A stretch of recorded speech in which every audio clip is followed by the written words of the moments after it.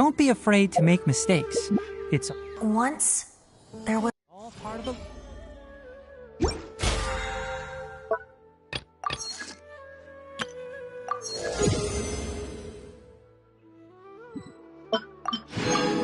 learning process.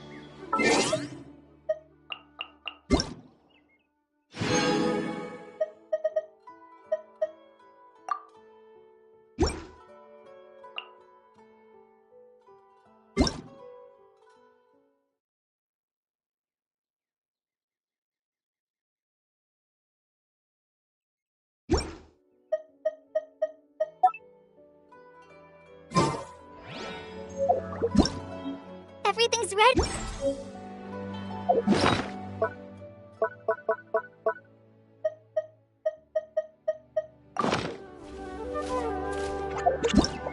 Everything's ready. Let's go.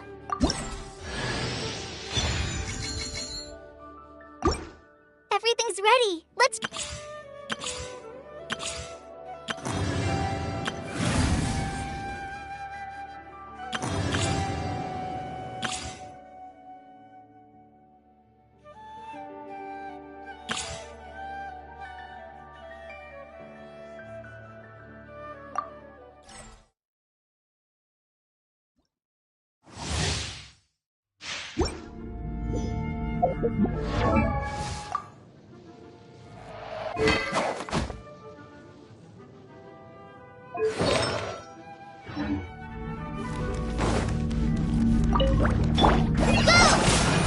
I'll protect us.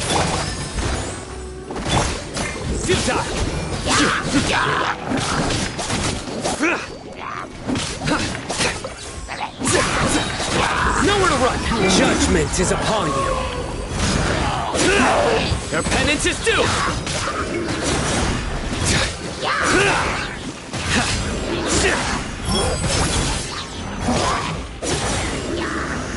Guilty! Forward Amber! Help! Fly! As a good knight, I must leave no stone unturned. Your sins weigh upon your soul! Your penance is due!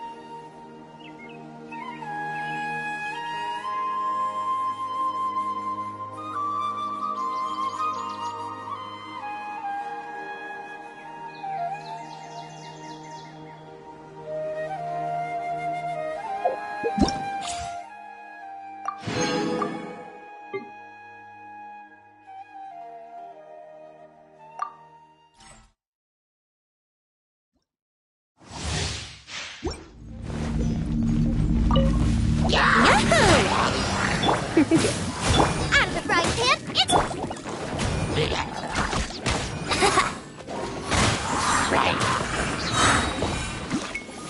Time for takeoff. Eat this! Try not to enjoy this too much.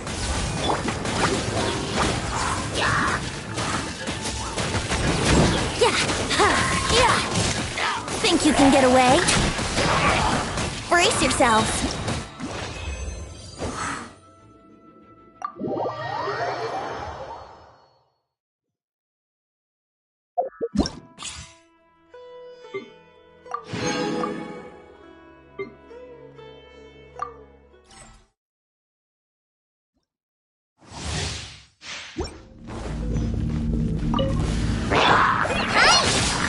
Come a little closer. Freeze! Too easy. We shall prevail. Here! Here!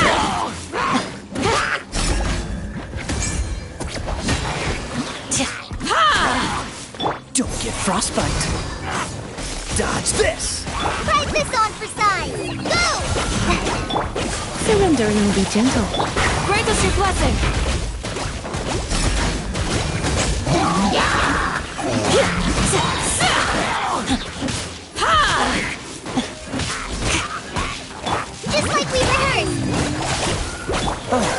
sorry.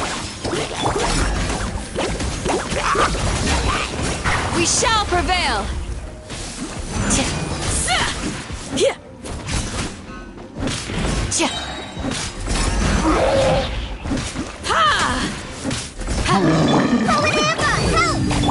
Try not to enjoy this. This moment will be frozen. Hear my prayer! Pin them down!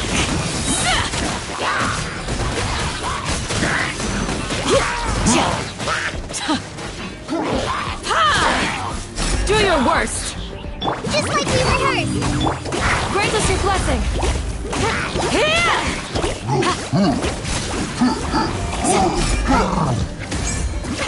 Too easy!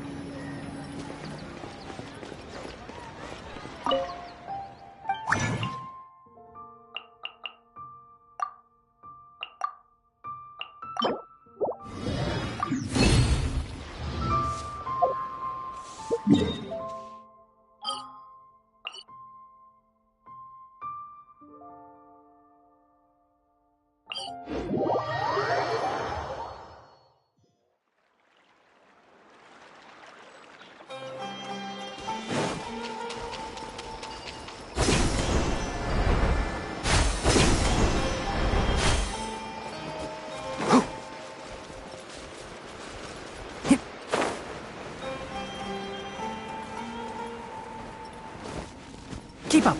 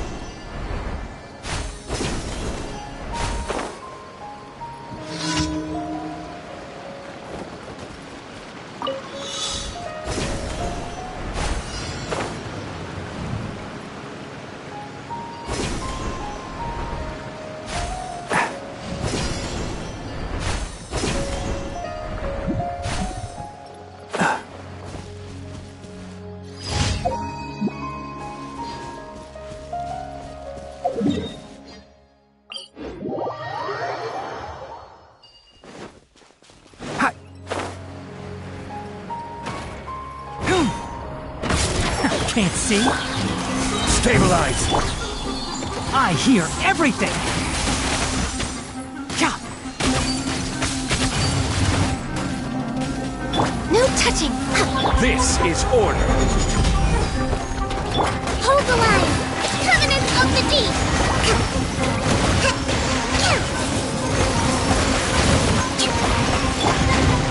Solidify!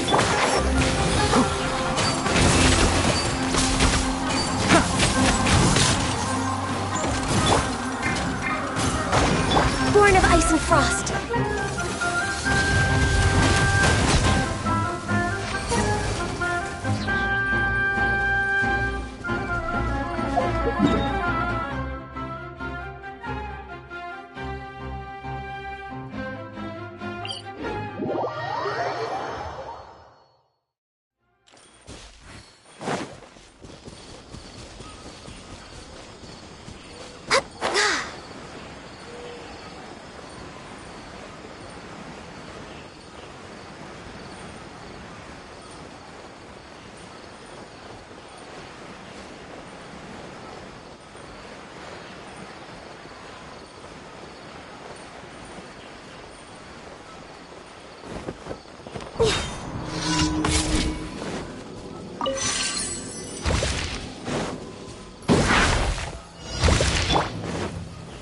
Stabilize!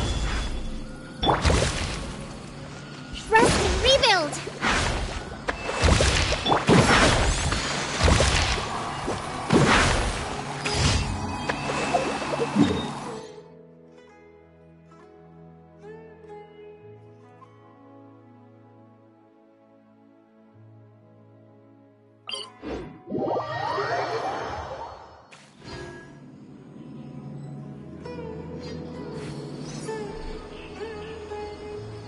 The value of knowledge cannot simply be quantified in monetary terms.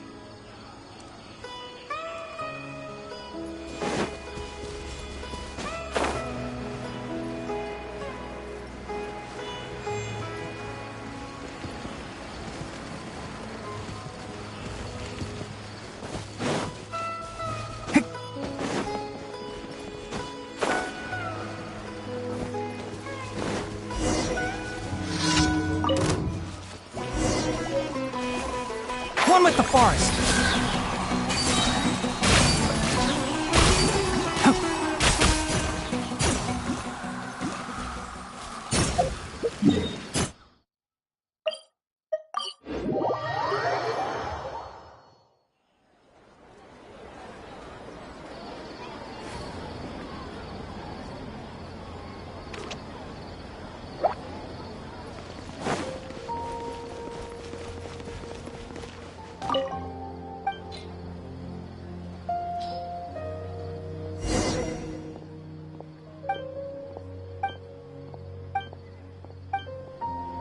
We've spent quite some time in Sumeru City, but ever since we last said goodbye to Lesser Lord Kusanali, we haven't heard anything from her. Oh, we can't just keep waiting around like this. Let's go find Catherine and pick up some work so we can at least keep ourselves busy.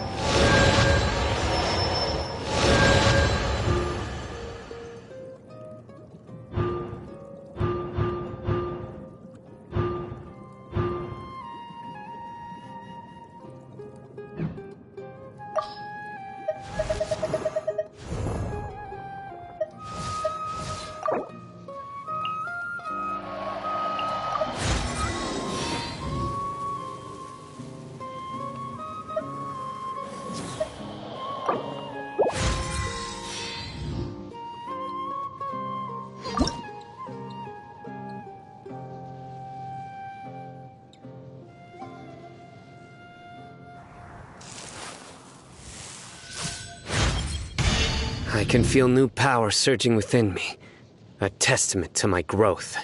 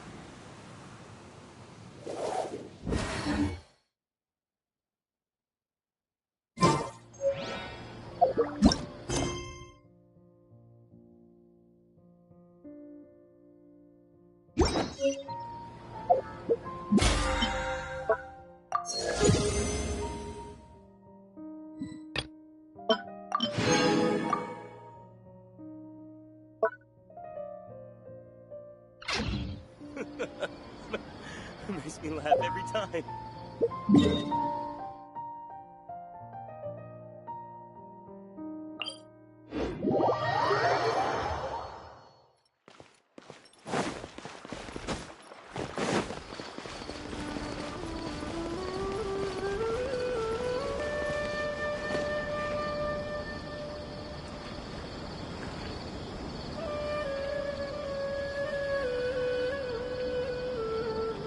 The plants here are growing If you press so a leaf well. between dry sheets of paper, you can make an attractive and handy bookmark.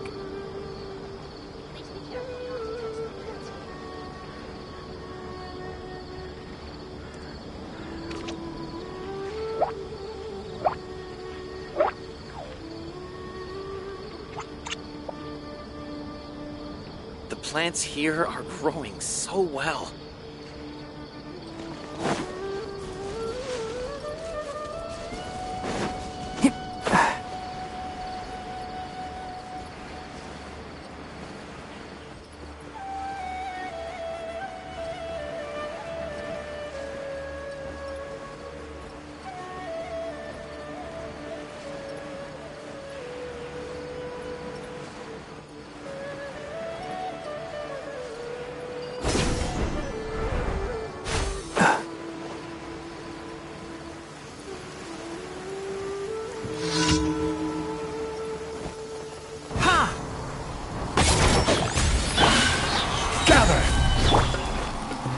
Blaze over. No touching. I'll uproot you!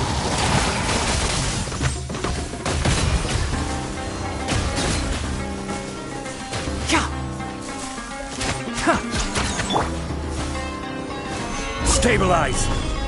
Hold the line!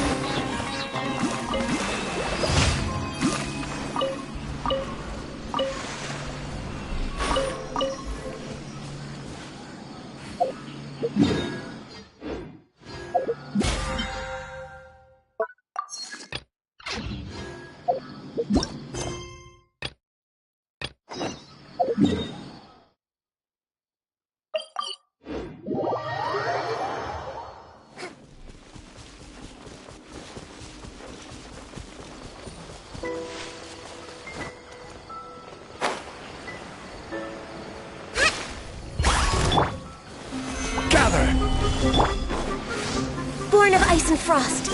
Enshroud! Allow me! I will have order!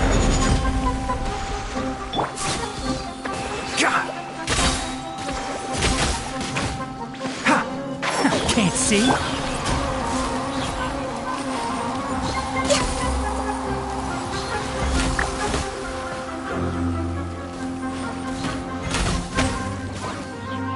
No touching. One with the forest. Solidify! Let's nip that in the bud. Hold the line!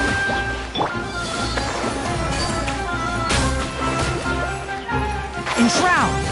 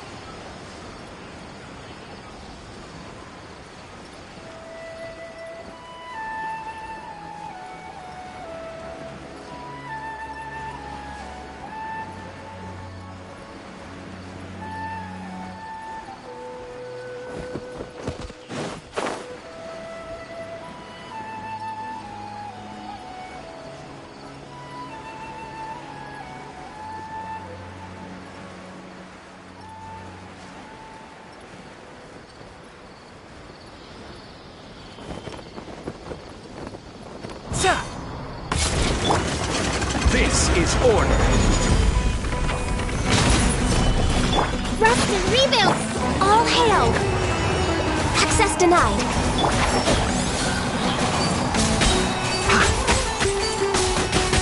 I'll uproot you!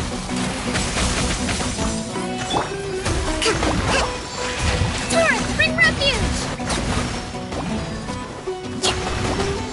Allow me! I will have order.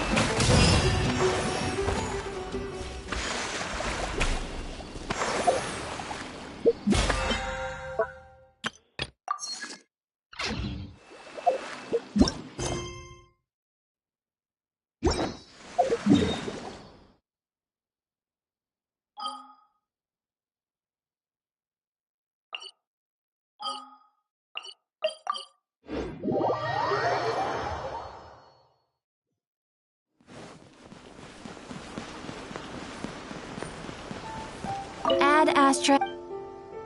Thank you for Add Astra.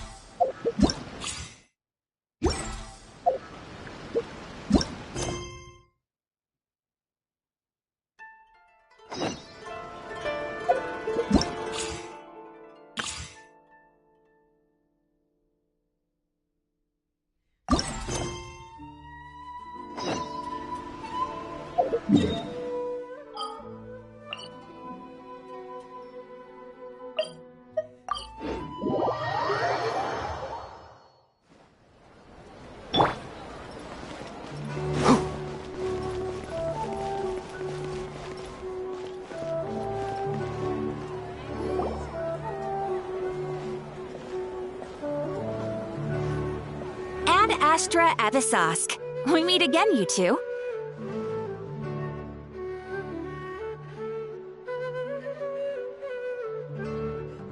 Hi, Catherine. Do you have any commissions for us today?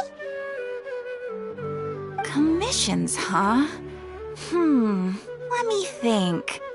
Oh, how about this? Please attend the Academia's Academic Symposium this afternoon and recite a love poem on stage. Wait, say what now? And if possible, please also use your camera to capture the reaction of the audience upon finishing the poem. Huh? What kind of commission is that? I see. It appears that you're not interested in this commission.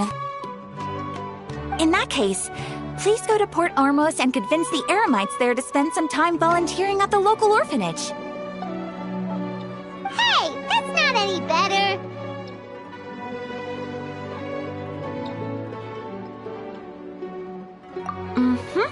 I'm sure the mercenaries will have some interesting reactions as well. Paimon's gotta ask. Just who exactly has been submitting these commissions to the Adventurers Guild? Oh, the commissioner? Well, actually, I just wanted to see the two of you in action.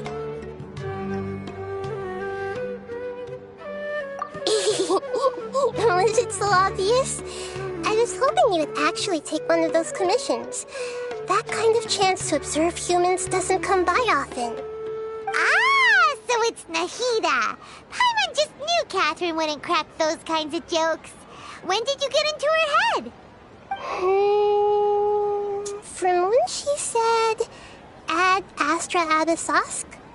So it's been you this whole time? Are you done resting up, Nahida? Yes. I've been sleeping ever since we parted ways, and I even had a really long dream. It was another dream about the Sub-Zero's festival, except it was a happy one. In my dream, I was sitting in the middle of a flower terrace, and everyone in Sumeru City was holding hands as they danced in circles around me. They danced round and round, and everyone looked really happy. I also got to sit on a gigantic flower carriage. Ferris, the Knight of Flowers, raised me really high above the ground, and I was throwing an endless amount of Yalda candies at the children. You know, Nahida, maybe your dream is how the Sub-Zero's festival really should be. It's meant to be a joyous time where everyone gets together to celebrate your birthday. Huh? Wasn't I describing a really happy dream? Why are you both looking at me like that? Wait, could this be an example of the emotion known as pity? No, we aren't pitying you. That would only make everything worse. We just don't want you to feel too sad. By the way, have you had a chance to visit Dunyarzad? How's she doing? The Homianis haven't allowed any visitors after the festival, so we haven't been able to check on her. Yes, I paid her a visit right after I woke up. She was resting at the time. Her condition is stabilized. However, since Elazar is a manifestation of the withering on the human body, we can only cure it by finding a way to take care of Irminsul's own withering. But for the moment, our top focus should still be figuring out what the sages are up to and what they're planning. Right. Who knows what'll happen if they manage to pull off another scheme like the Samsara of the Sub-Zero's festival? So our first priority should be investigating and putting a stop to the sages' activities. As for how we should pull that off, let's discuss it somewhere else. There are too many adventurers around here. Oh, good point. Sorry, adventurers. We're gonna be borrowing Catherine for a little while.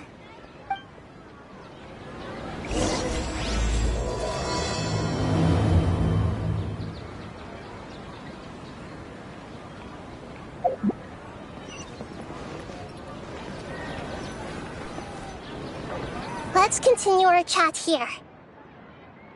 Okay, so do you have any ideas on how we can investigate the sages, Nahida?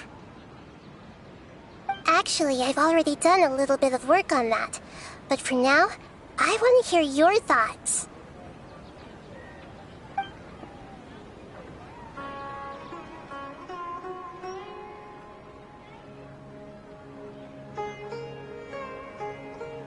We're in the dark as of now.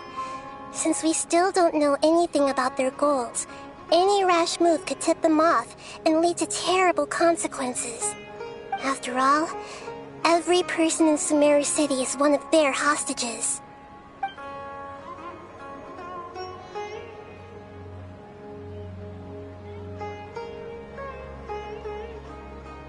I've already tried that, but all the key members of the Academia, even the core 30 guards, intentionally avoid wearing their Akasha terminals. It seems that from the very beginning, they've been guarding against info leaks from the Akasha. Of course, it could also be because they're wary of me. Have you already caught the sage's attention? I'm guessing not yet, but distrusting me would make perfect sense if they've ever paid attention to the urban legends about me. In any case, I probably can't take over their minds directly.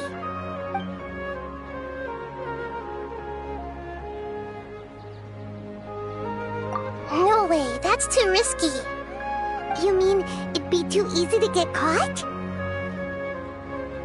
No, it's not that.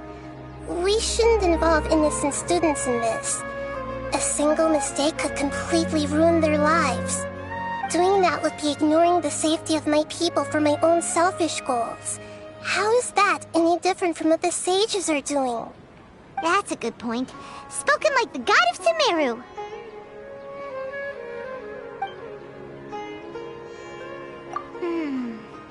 Are we really out of ideas? Nahida, you're super smart, so you already have something in mind, right? Don't keep us in suspense. Spill the beans already. According to a popular theory from the Vahumana Darshan of the Academia, rejecting impractical motions at the beginning of a planning session will give more weight to the actual proposal. Okay, but aren't you the god of wisdom? You don't have to use that kind of gimmick to make us take your ideas seriously. Well, I've been thinking that if I can't directly possess the leaders, and if I can't get ordinary people involved, then I should find someone who's already involved, but hasn't decided to side with the sages. You're saying we should recruit a spy?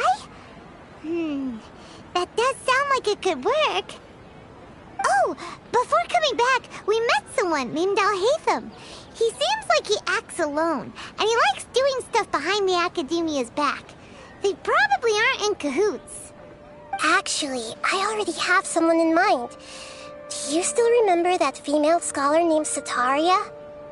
Setaria. Paimon remembers now. Isn't she the one who's always trailing behind the Grand Sage of the Academia? We ran into her basically every time the Sub-Zero's festival repeated itself. You could even say we're old enemies by now. Paimon still remembers the smug and mean way she always spoke to Nilou. I've always liked observing all kinds of people, and Setaria has always stood out from the crowd. She was born in the desert and was hailed as their greatest genius. Her academic gifts allowed her special admission into the Academia, and also gave her the opportunity to serve as the sage's assistant. Oh, Paimon didn't know she was from the desert.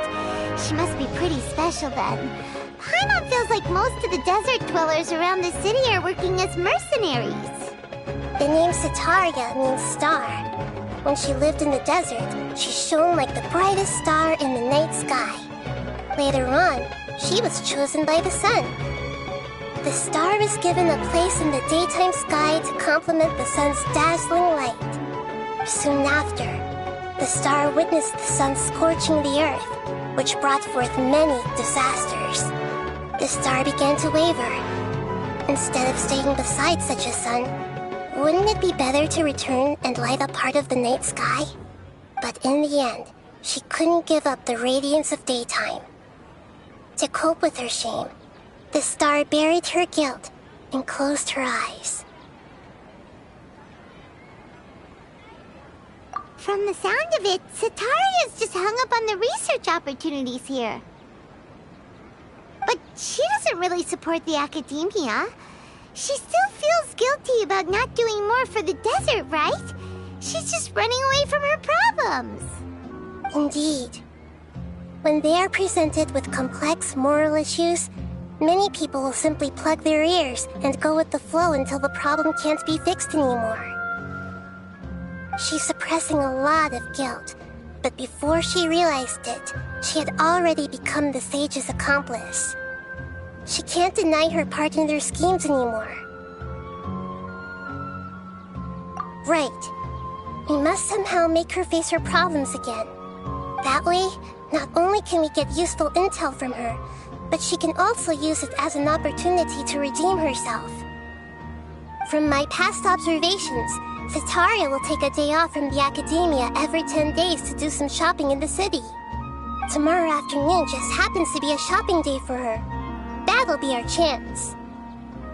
To prepare, let's go check out some of her favorite spots, and have a quick chat with a few of the vendors there.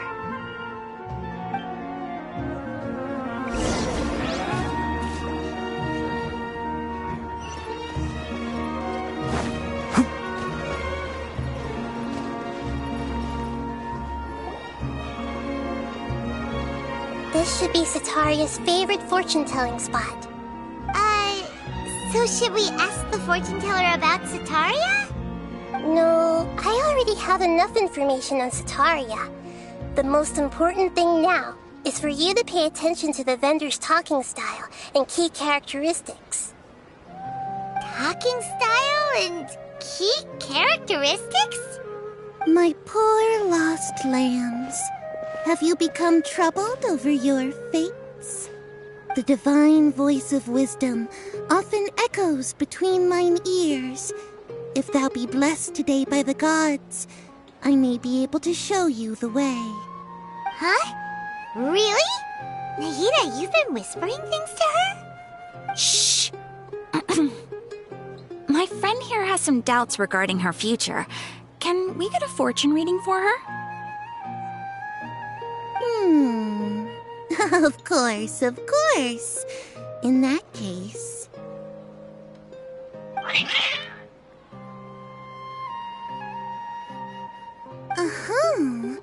It would seem that Harut and Marut are quite wary of you. Perhaps, at some time in the past, you have somehow offended the gods.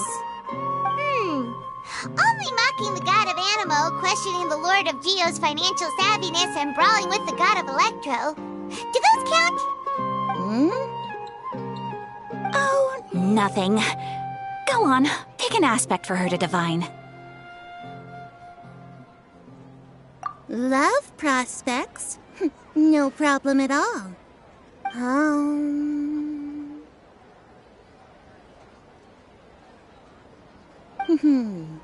The gods have spoken.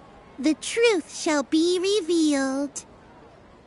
One who is fated to cross your path will appear on... Huh? So many people will fall for you. How could that be? Harut, Marut, did you two spoil my divination? I've never read a fortune so absurd.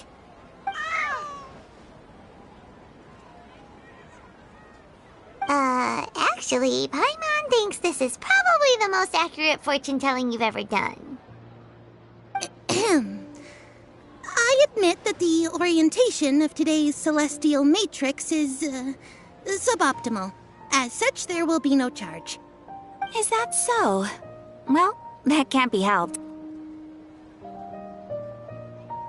If you were to bring some food offerings for Harut and Marut on your next visit, perhaps they could help you reverse the wheels of fate.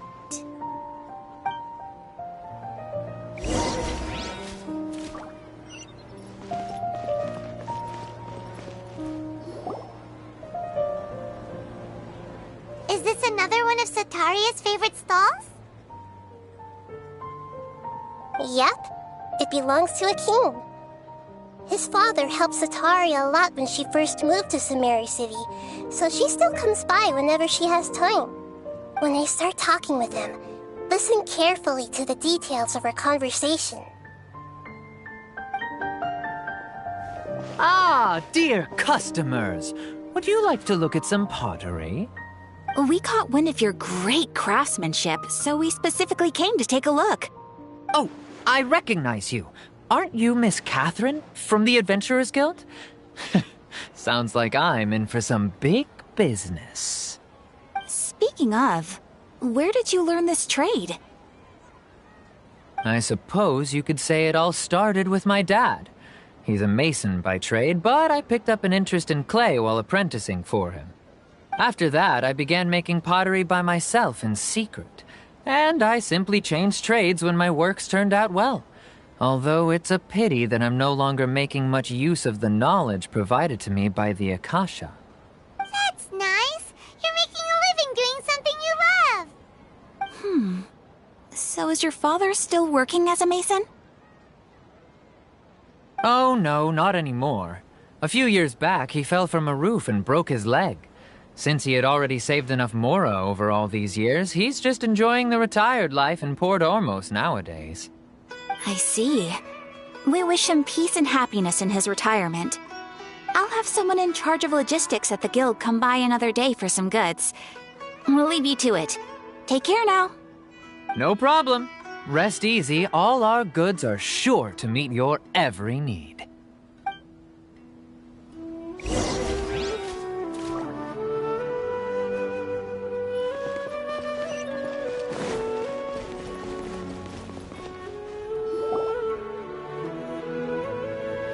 This should be our final stop.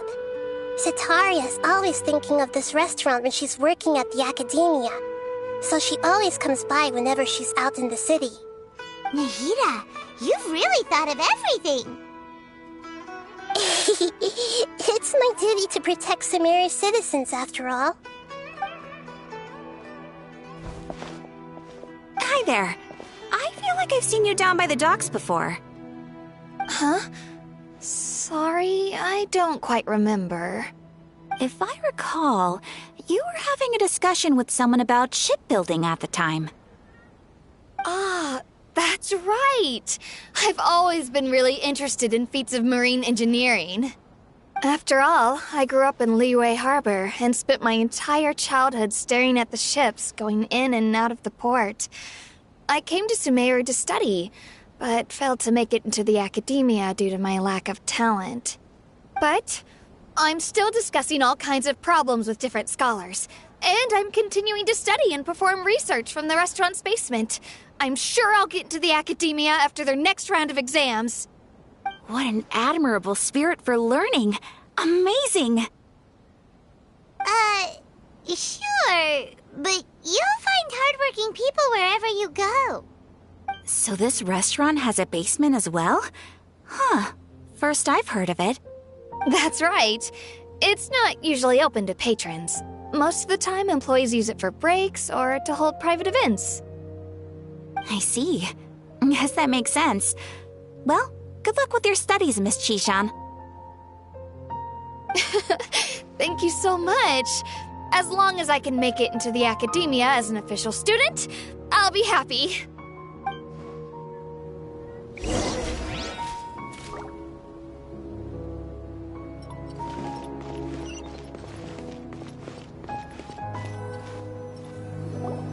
So, was that everybody? Mm-hmm. 3 familiar faces should be enough for Sataria. What's the point of all the information we've collected?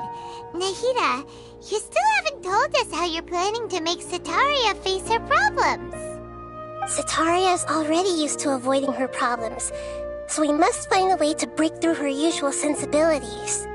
I remember that you mentioned that the Eremites in Port Ormos are all making a fuss about the upcoming resurrection of the Scarlet King. Although it's all just a boatload of nonsense, the fate of her homeland may turn out to be Sataria's soft spot. Oh, Paimon gets it now! You want to take advantage of the guilt Sataria feels about her homeland! Although she knows she should return home to help the people of the desert, all she's done is conspire with the sages. So how do we set that up? Well, the Scarlet King is long gone, and Cetaria is also too smart to fall for any simple tricks. If we simply engaged her under the guise of the Scarlet King's believers, she would definitely be wary of us, and we may not get anywhere. But if we were to borrow some of her close acquaintances to talk with her, her reaction would probably be very different.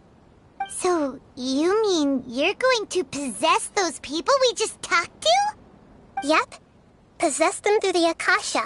Imply that they've already converted to the faith of the Scarlet King, and then convey our made-up will of the Scarlet King. As long as everything goes smoothly, we'll get through to Cetaria for sure. She'll never guess that we had anything to do with it. So that's how you're going to use all the info we collected on these people. It's so that you won't slip up and break form. Possessing them will only work if you can manage to pass off as them. Exactly. So, best of luck with impersonating them. Huh? Best of luck? But we don't know how to possess anyone. That's no problem at all. I'll just share all their senses with you once I've possessed them. As long as you're also wearing an Akasha terminal, the effect will basically be as if you've possessed them yourself. Huh. That is pretty convenient. But why does she have to do this? Can't you do it yourself? Although I've been observing humans for a while, I've never been good at imitating them. You're not wrong. It's always been painfully obvious whenever you try to pass as Catherine.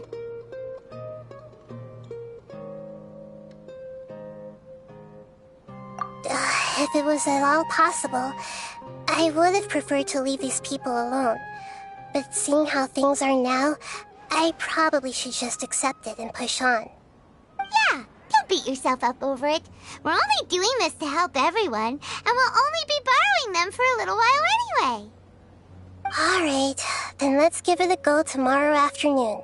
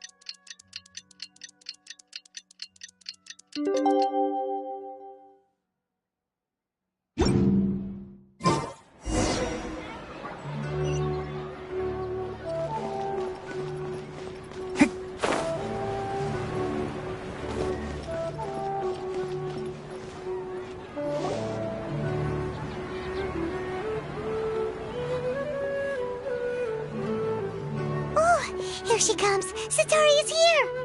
Let's quietly follow her. Once she starts talking to her acquaintances, we'll find a safe spot to begin possessing them. As for how we'll sway her to our side, I'll leave that to you. I trust you'll know what to say. Paimon's starting to feel kinda nervous. Okay, let's go. Looks like they've already started talking. Let's find a hiding spot and get started.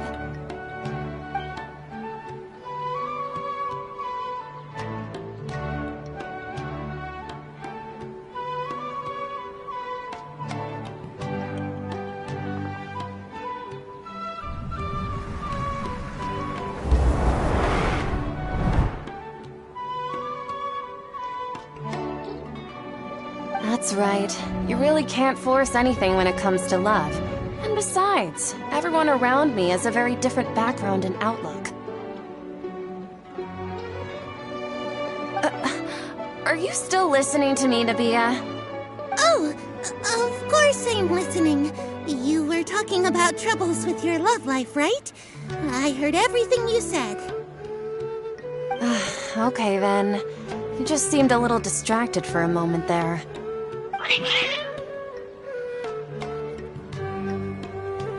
Strange. Your cats seem pretty worked up.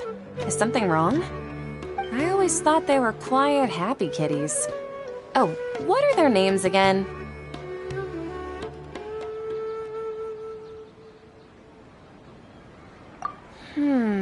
Are you sure? Those aren't ringing a bell for some reason. Well, actually they have many names. Which names I use depends on my mood. Huh, I see. I imagine that must be hard for the kitties, too. So, which fortune do you want me to read for you today? You must have come for another echo of the divine voice of wisdom. I'd like to get another reading on my love prospects, but to be perfectly honest with you, I feel like I've been a real mess recently. A mess? Well, could you do a reading on how long it'll take me to finish my current project at work? I really just want to get it over with. I hear you. No problem at all. The gods will reveal the truth.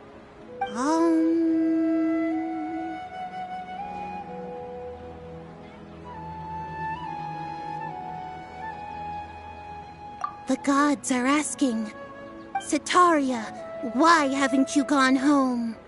Why haven't I gone home? Do the gods really know everything I've been thinking about? Setaria, why don't you just go home? It's a demand now instead of a question. The gods seem to be truly upset. I'm sorry. I know I failed the gods.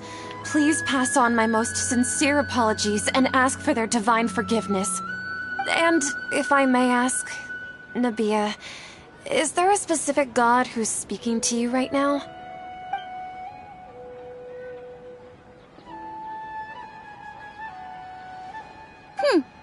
What an inconsiderate and naive question. The god who is speaking to me is, of course, the wisest and mightiest of all, the Scarlet King. The Scarlet King? No wonder he would make such a demand of me. Oh, wait a second. The Scarlet King passed away a long time ago. Even though news of the Scarlet King's resurrection has been spreading like wildfire, it's all just a misinformation campaign from the academia. How can the Scarlet King still exist in real life?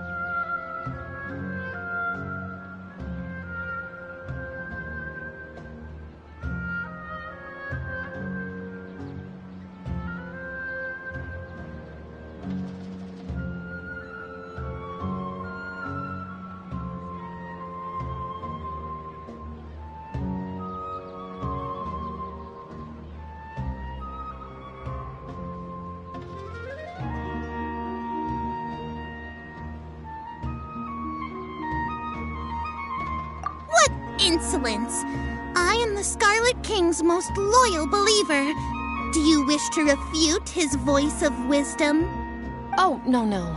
As a child of the desert, I am only reveling in his power upon learning that his divine glory has touched even this city. I will think very carefully about his demand of me. I'm sorry. I must go now. Wait!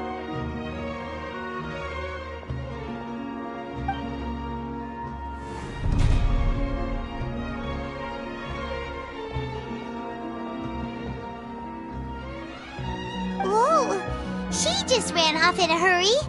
She looked pretty upset, too. Well done. Sataria didn't seem to suspect anything amiss. To have something she's been trying desperately to avoid show up out of nowhere and berate her, that must have shaken her to the core. Aw, Nahida, it seems like you understand human emotions really well after all. All I know are some abstract Harava-taught theories. And in any case, my time with you has shown a lot of them to be utterly useless. I'm still trying to make sense of everything. Anyway, enough of that. Let's hurry and catch up to Sataria. He's out of Keem's now, right on cue. Let's get ready to possess him right away!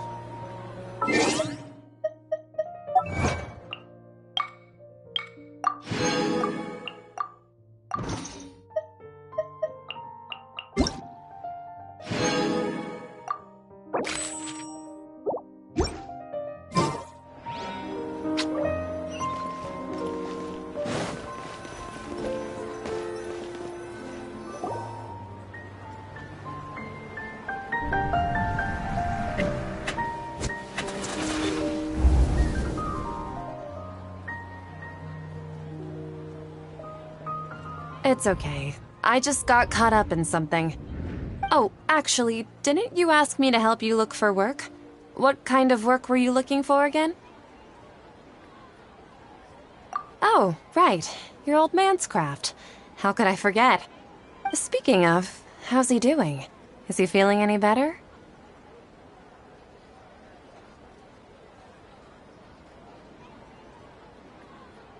Oh, that's good to hear. I've been thinking a lot about him. If I could get some more time off, I'd love to pay him a visit. Actually, while we're talking about him, is he still living in Port Ormos? Yeah, he's been retired there for a while. If you could find the time, please write him a letter. Please pass on that recently, faith in the Scarlet King has taken root in Port Ormos and has begun to spread across Sumeru. He has a quick temper and has always been a devout follower of the Dendro Archon. I don't want him to get into a fight with those Scarlet King believers because of a difference in beliefs. Oh? So who are you siding with in all of this? The Academia or the Scarlet King? I'm so jealous of you. You were born a child of the desert. Yet you chose to betray the Scarlet King, and now you spend all your time with those crooks from the Academia. Akeem, you don't mean you've also become a believer of the Scarlet King? What's so strange about becoming a believer of the wise Scarlet King? In fact, aren't you the strange one? The one who still can't pick a side? Can't pick a side? Me? Whoa! Paimon had no idea you'd be so good at this!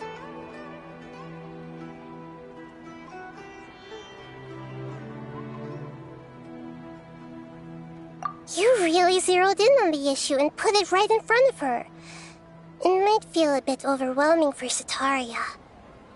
But once everything is over, I'll be sure to pay her a visit to her mind and explain everything. Anyway, let's keep going.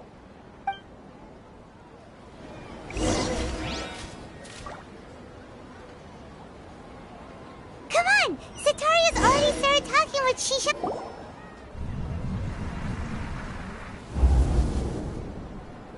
So, Shishan, have you noticed anything weird in the city lately? Like, as if someone was trying to preach to you about something? Wait, did you just say attic? I thought this place didn't have an attic. Also, don't you usually study in the basement? Well, the restaurant recently added an attic. I've been studying there because it has better lighting. Oh, right. Speaking of strange things, I celebrated the Sub-Zerus festival so many times that I lost count. That was really weird. Wait, how could you be aware of that?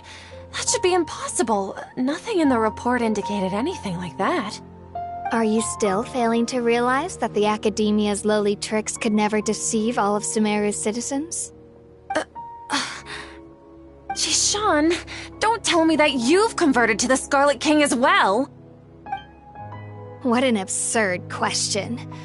You make it sound like I should be ashamed for becoming a believer of the Scarlet King. In reality, shouldn't you be the one who is ashamed? You, who works side by side with the academia and treated people as nothing more than experimental subjects? Please, please stop!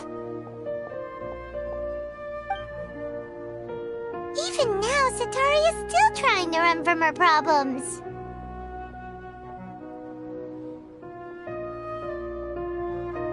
She can no longer justify everything to herself. Hey, she's trying to talk to the guards! What should we do? This is the most important part of all. Quick, get ready. Mercenary, you're a member of the Corps of 30, correct? Please help me pass a message to the Matra right away. The situation in the city is getting out of control. Please, try to remain calm, miss. Tell me what's happening in the city. Heretics are infiltrating the city, and they've already converted many residents to their side. Heretics? What kind of heresy are you talking about? The Scarlet King! Many people I know have suddenly started believing in him, but he's long dead. It's impossible. Miss Sataria, nothing is impossible. You know my name? The Scarlet King is immortal, and all who defy him will one day pay the price. You must face the truth, Sataria. You tread a treacherous path, and the longer you ignore it, the tighter the Academia's grasp on you will become, and the deeper you will be ensnared. Child of the Scarlet King, never forget that the desert that belongs to you lies elsewhere. What's so strange about becoming a believer of the wise Scarlet King? In fact, aren't you the strange one? The one who still can't pick a side? What an absurd question. You make it sound like I should be ashamed for becoming a believer of the Scarlet King. Sataria, why haven't you gone home?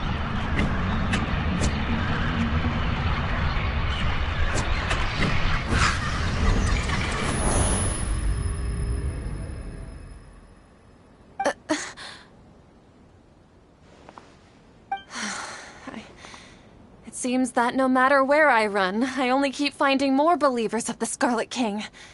I have to say, this is a familiar feeling. I've also been running from my guilt this whole time. Guilt over my part in the Sage's plans, and from ignoring the letters from the children of my homeland. But no matter how much I may try to ignore or get rid of it, my guilt always comes back.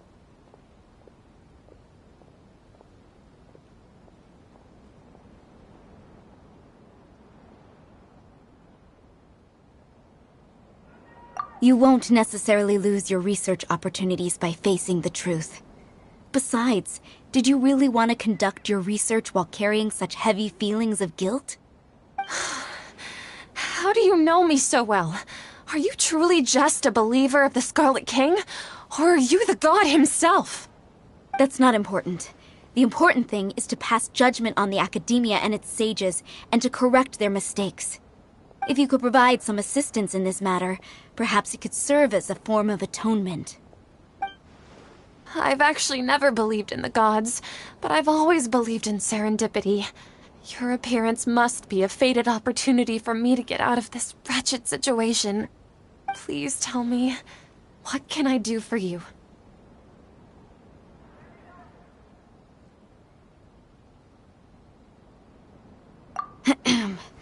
How much do you know about the Sage's current activities? I was just one of the designers for the masked dream harvest scheme, which is what happened around the Sub-Zero's festival. But I know very little about the full scope of the overall project.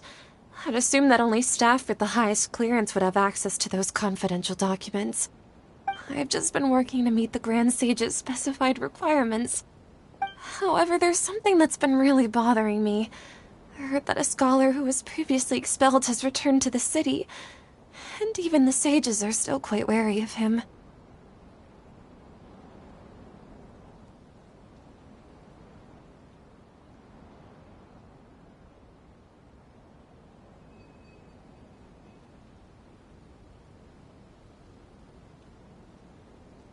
To fight against the Academia, we will need to figure out the nature and the purpose of their work. Is there a way for us to get access to the confidential documents you mentioned? It should be possible if we're willing to take some risks. After all, I'm an assistant to the Grand Sage, and I've been working on many tasks outside of the project. One thing, though, I won't be able to transfer the documents to you through the Akasha once I get my hands on them. The sages have always closely monitored all activities within the Akasha. Let me see... let's use the most primitive method. Send someone to pick up the documents tomorrow evening at the Academia entrance. The Academia entrance? Wouldn't that be too conspicuous? Don't worry about that. I assure you, this won't be a trap. I'm only suggesting this location because it'll draw more scrutiny for me to leave the Academia again. It'll be safest for me to distract the guards long enough to hand you the documents. All right, I trust you.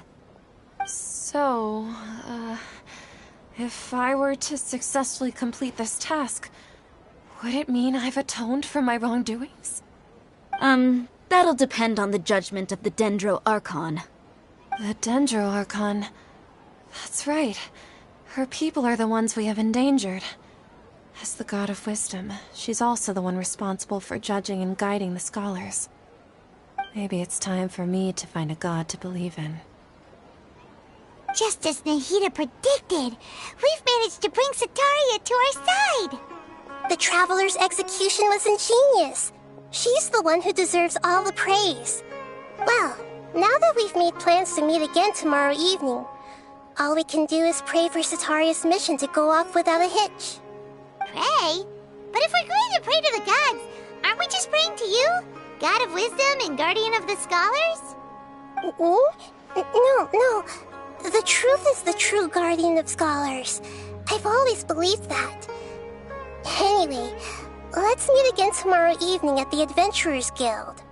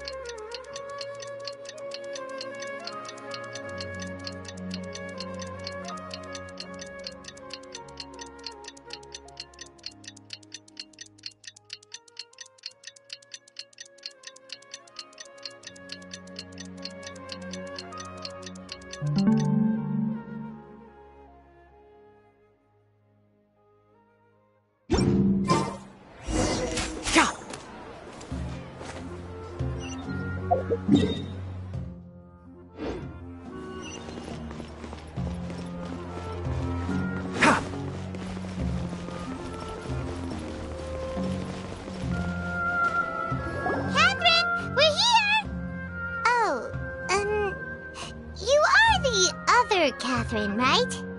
That's right. I suppose I'm the other Catherine in your mind. Shh! We're on a secret mission tonight, so we need to protect Catherine's identity. Yep, Paimon's right. We cannot fully rule out the chance that the meetup tonight is just a trap. If something were to happen, my existence may be the only trump card we'll be able to play. After all, the Academia should still be unable to confirm the existence of my consciousness in the outside world. Yep, exactly, just what Paimon was thinking.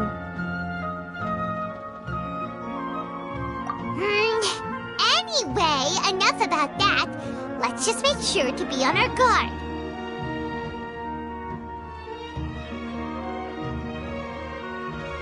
Off? What do you feel is off? It's the middle of the night. Of course it's quiet. You're not getting paranoid, are you? No, I think she's right. It really is a lot quieter than usual. If you look around, there seems to be fewer people on the streets. I'm not sure if this is the case for the entire city, though. Huh. Maybe it's just a coincidence. Maybe Sataria figured out a way to not only distract the guards, but also to get everyone to go to sleep early, just so we can exchange the documents in peace. I also can't quite figure out why things feel a little off. But now that we're here, let's go ahead and meet her as we planned. Well, regardless, as long as you're here with us, Paimon feels a little safer.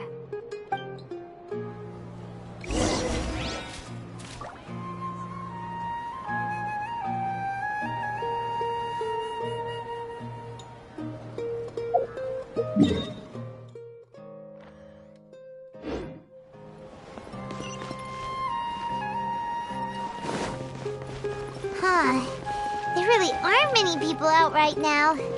Let's hope it'll be this quiet in front of the Academia, and that Sataria managed to distract all the guards.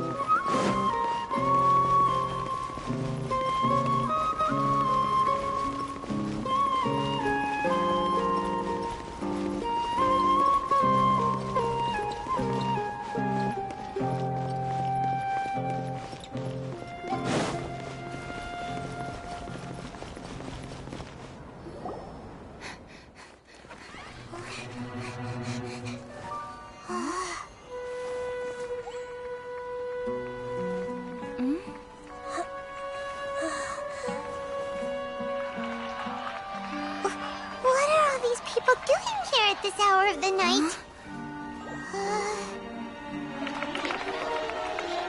Ah, the triumphant hero returns at last. And to a rather spectacular welcome, even if I do say so myself. You're the outcast, expelled from the Academia.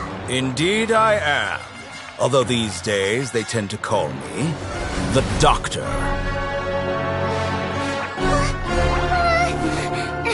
If you're looking for your researcher friend, she has already been taken into confinement.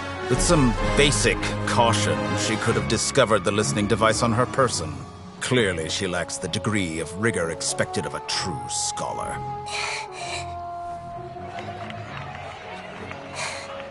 The people of Sumeru City. What have you done to them? I simply made some minor adjustments to their Akasha terminals. Now they can deposit information directly into the subconscious. As you can see, all these lovely people now believe this traveler is a hero who has just saved the world. My experiment is a success. And now it seems they can no longer hold back their sheer adoration. No, what should we do? These are all just regular people. Leave now. You need to get out of here. But that guy's a Fatui Harbinger. We can't just leave you here. Nor can I abandon the people of Sumeru.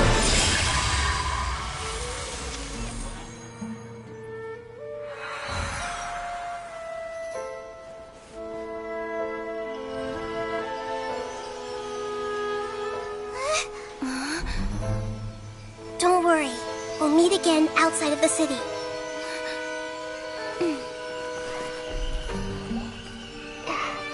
I see.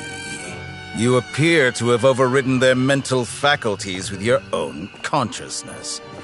To possess such a powerful mind, you must be the god of wisdom.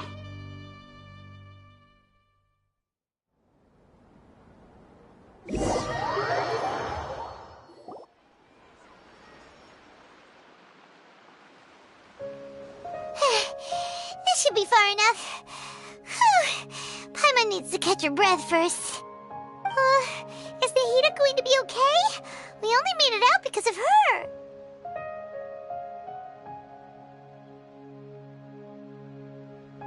Paimon wasn't counting on running into a new Harbinger here, let alone such a high-ranking one. That guy was number 2. So scary. He called himself the Doctor.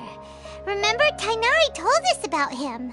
Sataria did say that someone who once got expelled from the Academia came back recently. And that even the sages are wary of him. Yep, sounds like she must have been talking about the Doctor.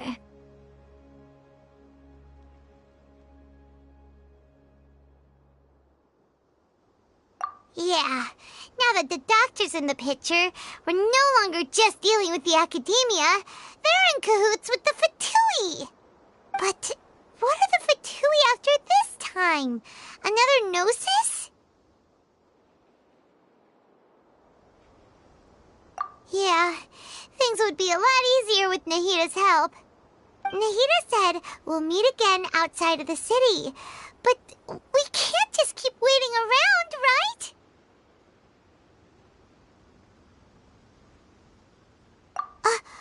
You mean...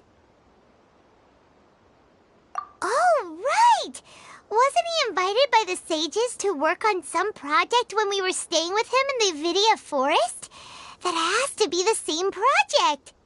Even though he turned it down at the time, he might still know something. There's no time to lose. Let's go to Gandharvaville.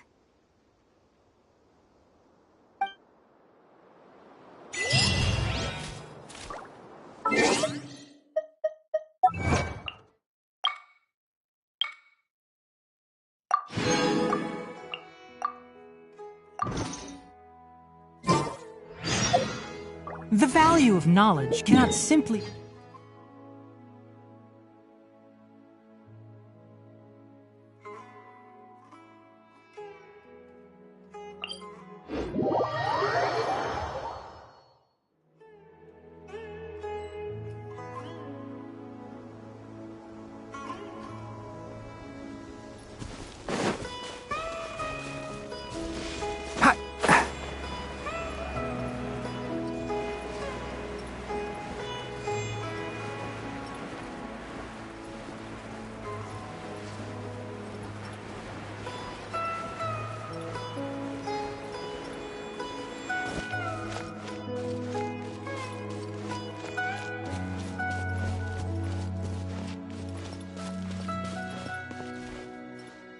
Hold it right there!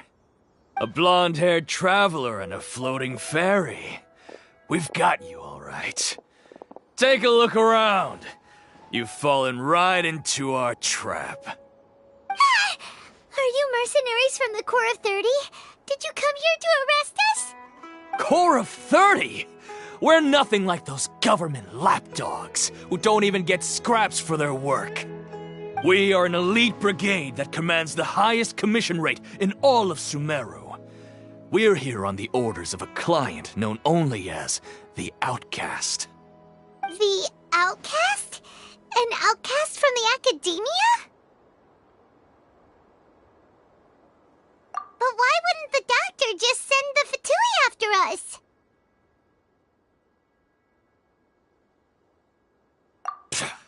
Still wasting time on idle chit-chat. We'll shut you up soon enough. Get them! You're up, Traveler! Following orders. New hunting. Born of ice and frost. Keep up. Can't see. Let's nip that in the butt. I'll take my lead. I'll take my... I'll be back. No touching. For Rex Lapis. One with the forest. It isn't over yet. Here comes reinforcements. I hear everything.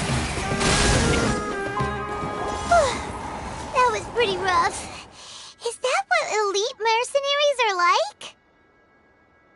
Yeah. Looks like we'll have to keep our guards up.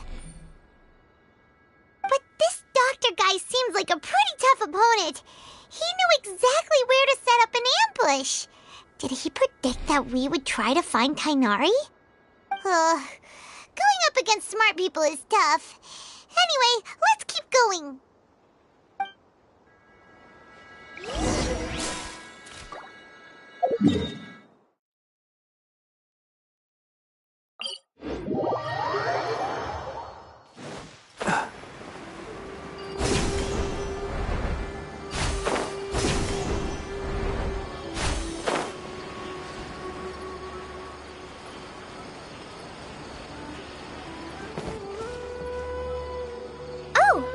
Traveler and Paimon, what are you two doing back here? Cullen! Are you doing alright? To be honest, I'm not doing too well. My Elazar has been progressing at a faster rate lately. I'm finding it harder to complete more intricate tasks. As a result, Master Tighnari is taking me off the patrol schedule. He will only allow me to stay here and coordinate other people's tasks. Oh, Kale. Speaking of Tighnari, did he go off on patrol? We're here to talk to him. Oh, Master Tighnari? He just left the Avidia Forest a little while ago. He was headed to Party's DI. He left? What? Isn't Tighnari always saying that he never wants to leave the Avidia Forest? He even turned down the Sage's invitation. I thought it was weird too. Master Tighnari always prioritizes his work as a forest watcher above everything. He almost never leaves his post. He left in a hurry this time, though. No, I only found out that he left through a message he left behind. He also made sure to delegate all his tasks using a schedule. To leave in such a hurry? I'd guess he had something urgent to take care of. Master Tighnari originally studied in the Immorta Darshan of the Academia, and Partis DI is something like the Immorta's research base.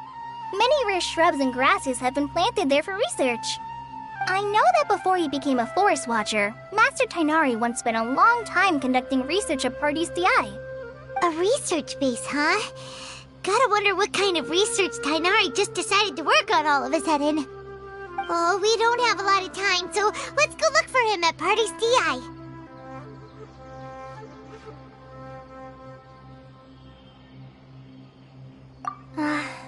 Don't worry, I'm fine.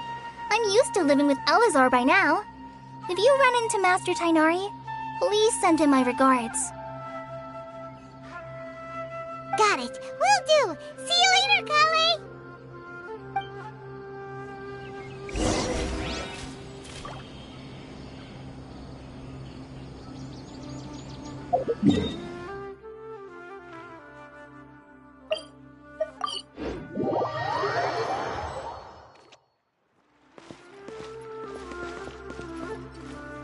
Wait! Look who it is!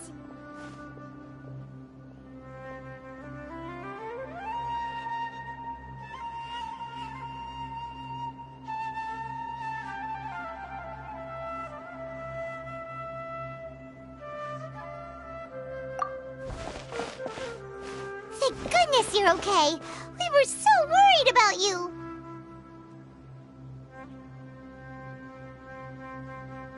Hey, this was supposed to be a touching reunion, but you're ruining the moment. Actually, it's very smart of the Traveler to be wary of me right now. After all, the Doctor has shown that his technology can apparently even control human minds. Plus, it's not like you could have known what happened after we split up and I was facing the Doctor by myself. Even a pool of stagnant water after a torrential storm can occasionally pass as a patch of sky. Paimon feels like only the real Nahida could come up with such an obscure analogy.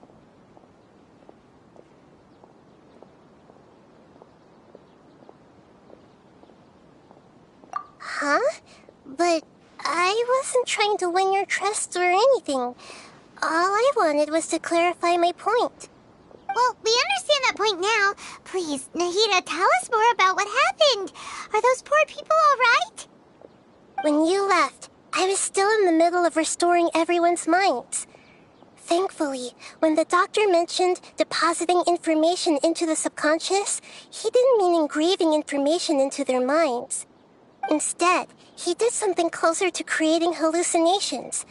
That was still within my power to fix.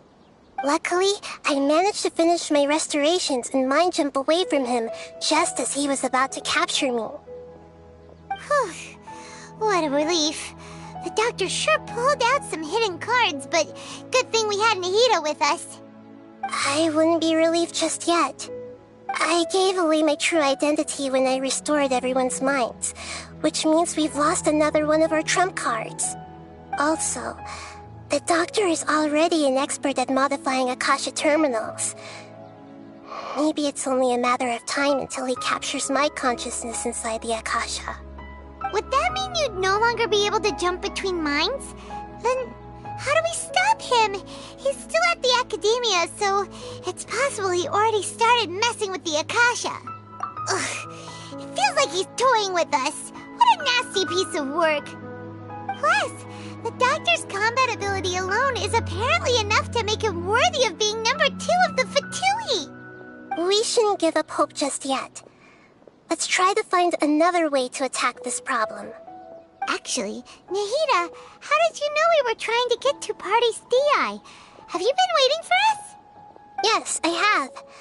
I can see the Traveler's elemental energy, so I deduced your destination by looking at the direction you were moving in. You didn't come here for sightseeing, right? Did you find any leads? We're looking for a scholar we know. His name is Tainari, and the sages once tried to reach out to him. Why don't you come inside with us and see what we can find? Okay, let's just hope we won't get him into trouble.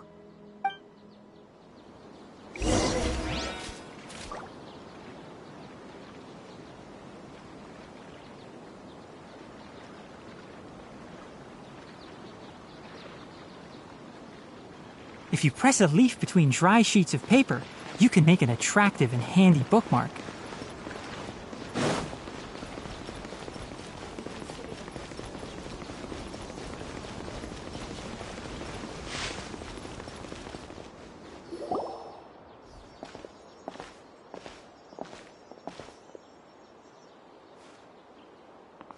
Traveler?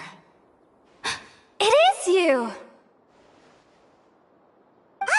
The voice! It's Hypatia! What a pleasant surprise! It's so nice to see the two of you again. Who's this? She's a scholar we met in the Avidia Forest. When we last saw each other, she was still training in the... what's it called? Satyavada life? Oh, I see. That's right, we're old friends. You've come at just the right time. Ever since I've come here, hardly anyone has even talked to me. Hypatia, you're way too excited about this. Actually, for you to leave the Avidia Forest means... you're not in training anymore? Wait, no. Did you already finish your training and reach Paripurna life? What do you think? My consciousness has already managed to make contact with the divine. You did it! Congratulations!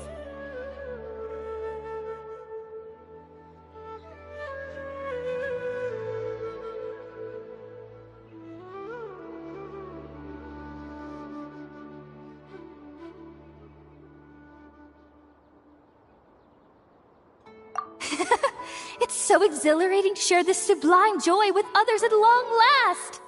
When my consciousness made contact with the gods. What a supreme and unparalleled experience that was! That sounds incredible!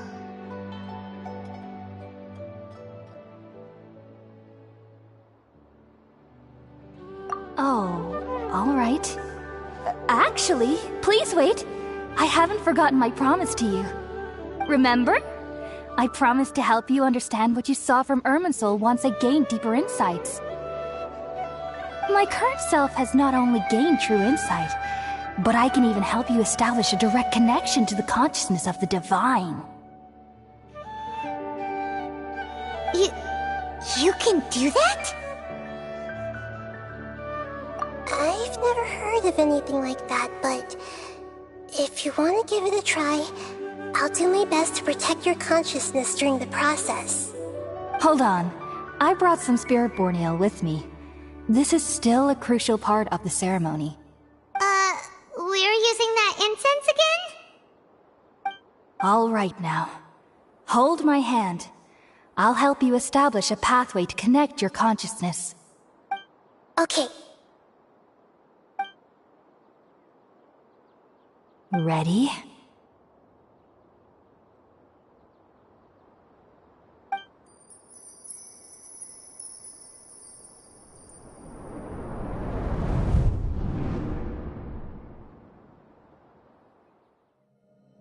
It took 3 betrayals for me to finally understand.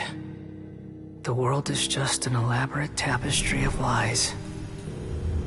My fury will never be quelled. The first to betray me was a god. My creator. My mother.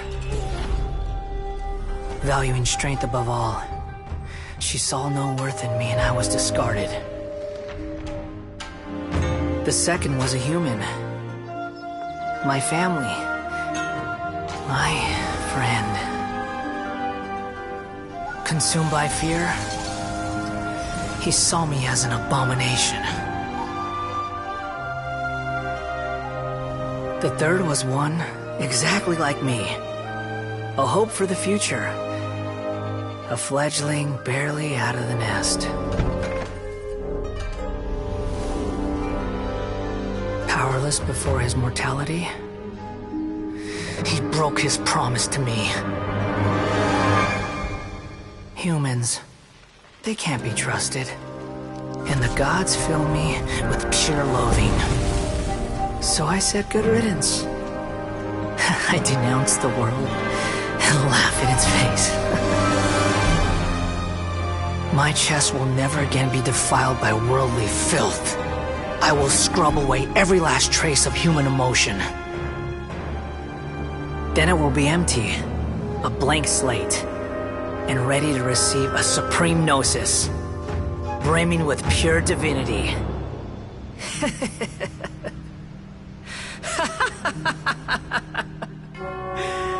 There is no need to fear. The pain will be brief. Your era is coming to an end.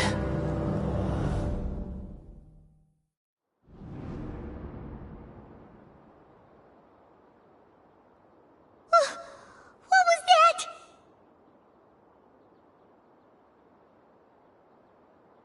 Did we actually just see the Balladier's memories? Everything matches what we know about him.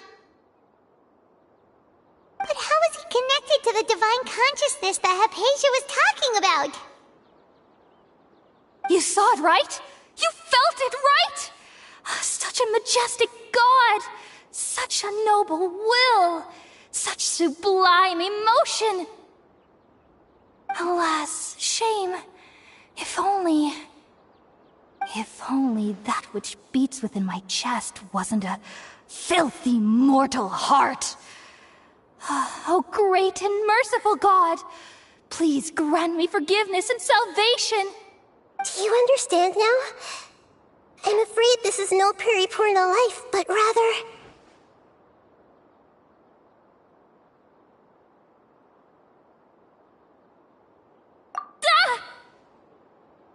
You! Why are you so mean to me? Why is everyone hiding from me? I found divine wisdom. Shouldn't I receive praise and honor? Haven't I uncovered that light in the darkness? Hypatia? That's how I always thought everything should be. Wait. Have I already lost my mind?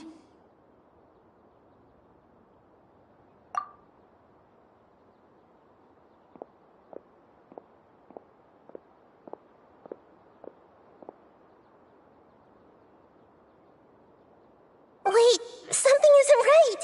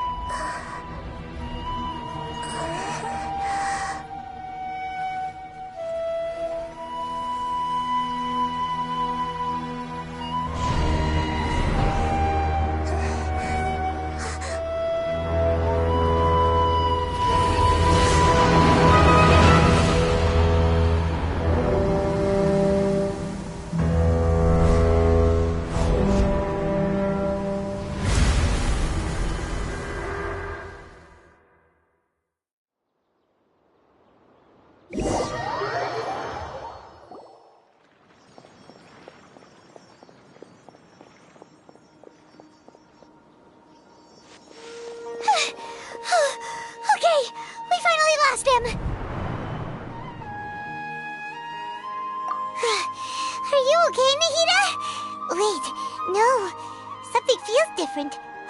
You're back! Oh, the Traveler's back? Nahida was controlling your body for a while. It seemed like she jumped over to you as an emergency measure right before the Catherine puppet was destroyed. After that, Tainari heard the commotion and came over. He helped us defeat the mercenaries and then he ran with us all the way here. What? You swapped places? You mean your consciousness also went into Nahida's body? Wait, then where is Nahida's consciousness? Where is she now? I never imagined that an individual's consciousness could be transferred around like this. Had I not seen it with my own eyes, I would have never believed it. I don't think this can be achieved with current human technology. Also, while we were running, the consciousness in your body told me to pass on a message. She said, "The doctor has found a way to trap my consciousness, so I can't journey with you anymore. But even in a moonless night, a shower of starlight can still drown out illusions and lies." Oh no! Nahida's trapped in the sanctuary of Surasthana for good this time. Was that message all she left for us? It's pretty vague. Oh, that makes sense. Since the doctor captured her, she won't be able to say anything without him knowing. She's being extra careful. Even in a moonless night, a shower of starlight can still drown out illusions and lies. Huh. Paimon knows the moon illusions and lies are from that alchemical divination at the Sub-Zero's festival. Didn't Nahida use a starlight analogy before? It had something to do with Sataria.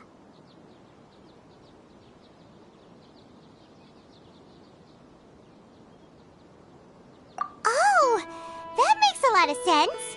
Huh. Do you think Nahida was telling us to go find help in the desert? But she isn't with us anymore. Think we'll be okay? Paimon, you said Sanctuary of Surasthana. Does this mean that this Nahida you're talking about, the consciousness who was occupying the Traveler's body, is the Dendro Archon? Your guess is correct, but the situation's a bit complicated, so it's really hard for us to explain right now. That's all right. A scholar's curiosity doesn't need to be appeased right away. As for the complicated nature of the situation, safe to say I have witnessed that for myself. I've spent some time with you, and it looks like the Dendro Archon's also on your side, so I trust you. Thank you, Tainari. Oh, actually, we came here to ask you a question. What do you know about the project that the sages have been working on? Ah, that. While I was indeed invited to join that project, the sages were always secretive about its scope and goals, so I eventually declined. All I know is that that project has something to do with the restoration of Irminsul.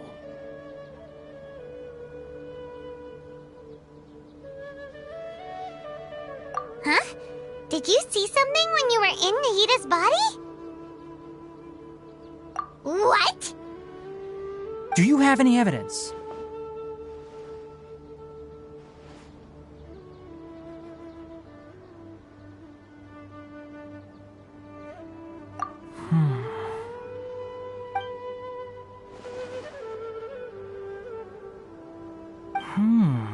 So that's what happened. That explains why Hypatia's symptoms were different from those of the other scholars who went mad. It's because she made contact with the consciousness of a new god who is still in the process of being born. Tainari, did you leave the Avidia Forest because of Hypatia? I did. I noticed Hypatia's mental anomalies, but since her symptoms were rather atypical, I secretly took her to Pardes Dii and began searching for a way to return her to her normal self. If I didn't take action, Hypatia would have already been taken by the Matra to the desert, doomed to a life of exile at Aru village. Now that you mention it, I knew the Academia has never thought particularly highly of Lesser Lord Kusanali, but I still didn't expect them to do something as arrogant as creating a new god. Looks like I made the right decision by not accepting their invitation.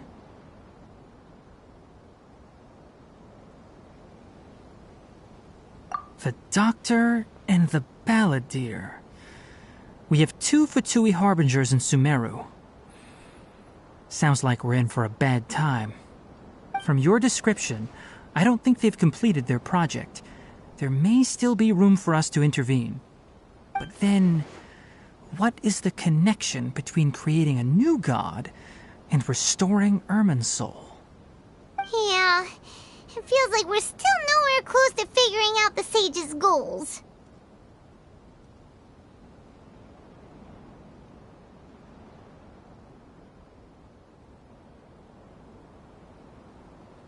Right.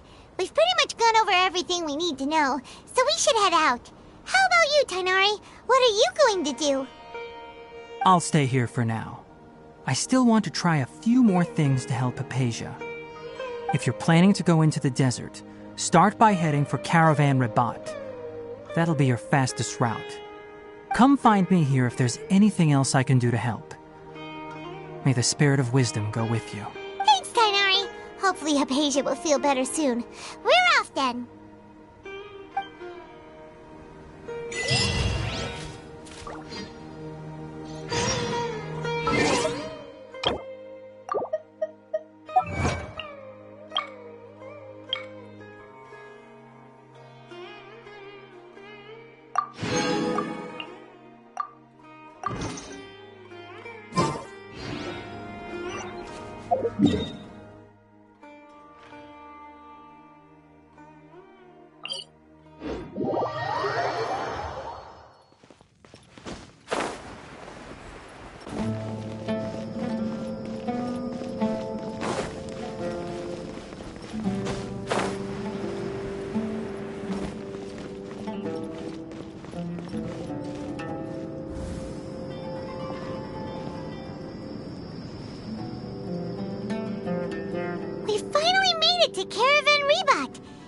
Pretty lively here.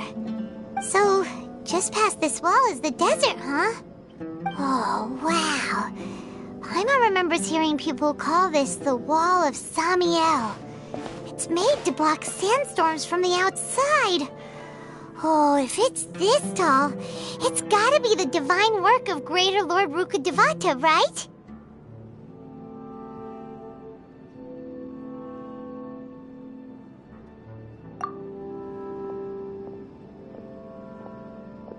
Enough gawking. Come on, follow me. Huh? Over here.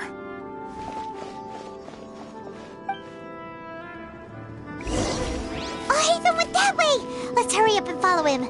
Wonder what he's up to.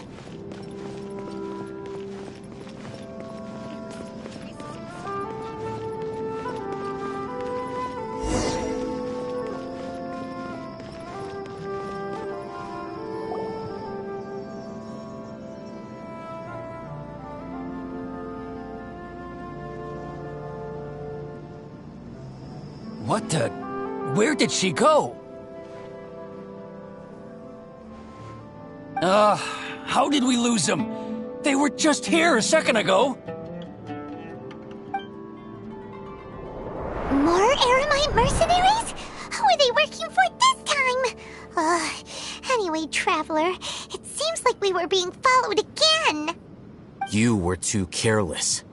You should have noticed those hopeless amateurs trailing you a long time ago.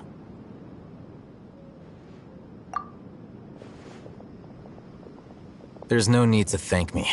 I've never cared to keep track of personal favors. All I did was correct a mistake I happened to come across. It's a habit I developed at the Academia. You really gave Paimon a scare, Al-Haytham. We never thought we'd run into you here. Last time we met at Port Ormos, didn't you say you were going back to the Academia? Wait, don't tell Paimon that you're here to take us back on their orders! Oh, so you've already landed yourselves on the Academia's hit list. I can't say that I didn't expect it. However, had I wished to turn you over to the Academia, don't you think you'd already be the Eremites' honored guests by now? Oh, right. You do have a point.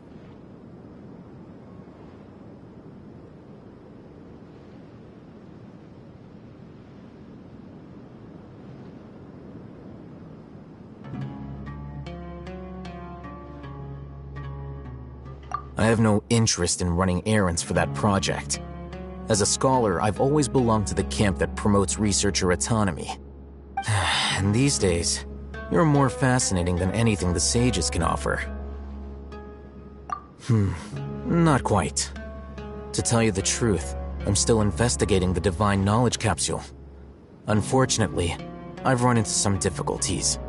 Everyone says the capsule originated in the desert and was eventually moved to Port Ormos. If I am to get to the bottom of this, I must understand how the capsule first came to be. Which brings me back to you, and why you're so interesting. The leader of Ain al-Ahmar used the Divine Knowledge Capsule right in front of you, and upon seeing him, your expression became perplexed, and you were lost in thought for quite some time. To have that kind of reaction, I think you must have realized something. Are you interested at all in sharing what you've been hiding from me?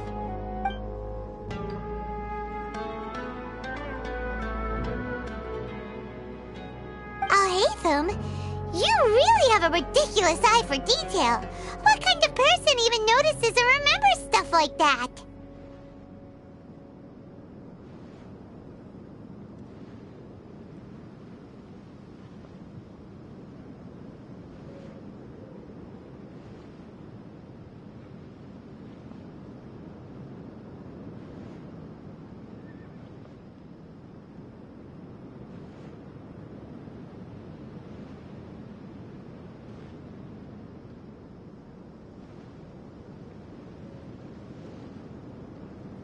So that's your answer.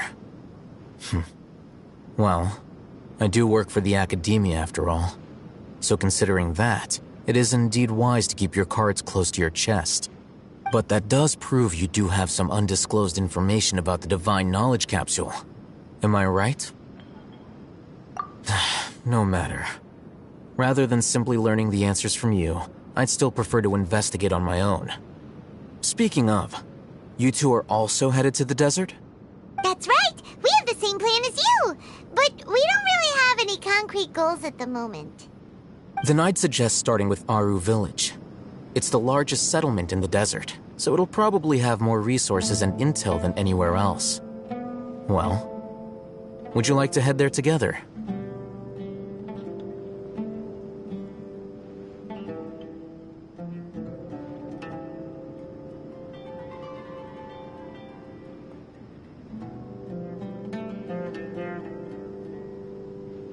It's always better to travel with someone you know. Let's go!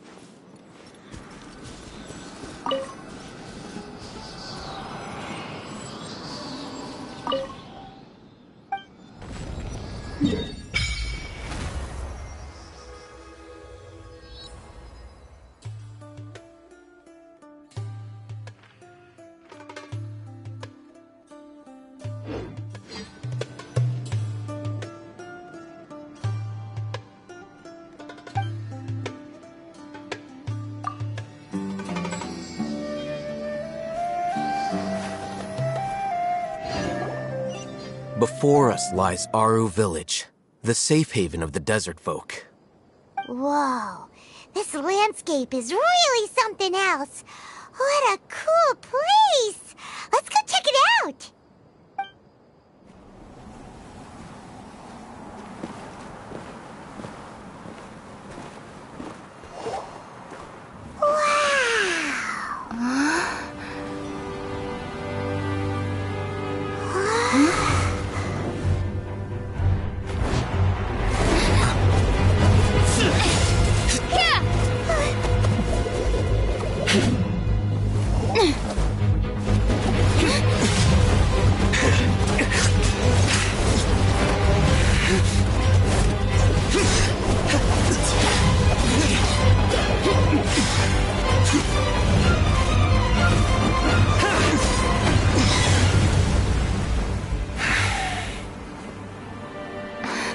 Cyno.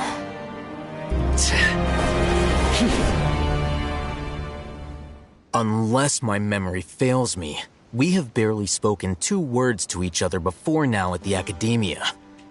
Would you care to enlighten me as to when and how I invited the General Mahamatra's wrath?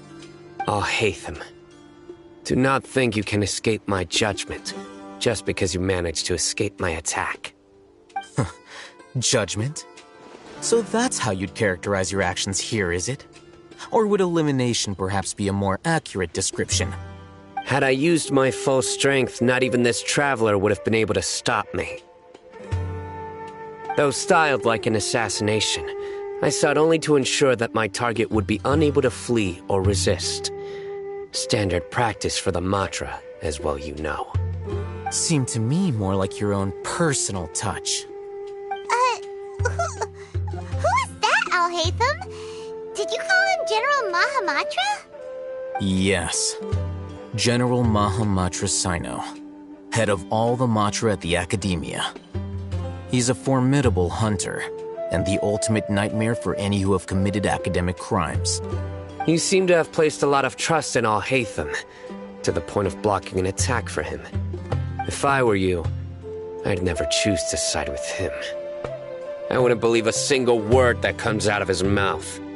I have been pursuing this scribe for a long time. I urge you, stand back and do not seek to defend him any longer. Otherwise, there will be consequences. Has Alhaitham done something wrong? Paimon doesn't think he's as bad as you've made him out to be. I won't waste my breath explaining things. Alhaitham, I saw it during our fight. Take it out. The divine knowledge capsule you're hiding on your person. Unless you want me to retrieve it for myself. Very perceptive of you. Nothing escapes a Matra's senses. Wait! The divine knowledge capsule? Didn't it fall into the Matra's hands in Port Ormos?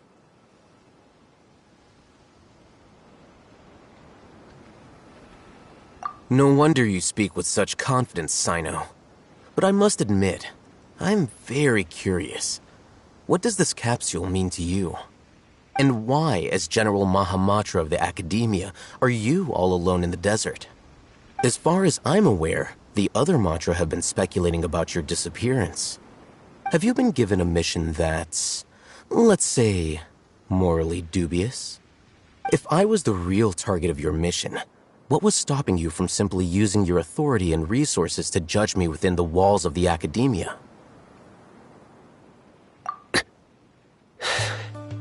I should have known you'd be difficult to deal with. You two? Ugh! What you would do, Traveler? Paimon feels like we can't trust either of them!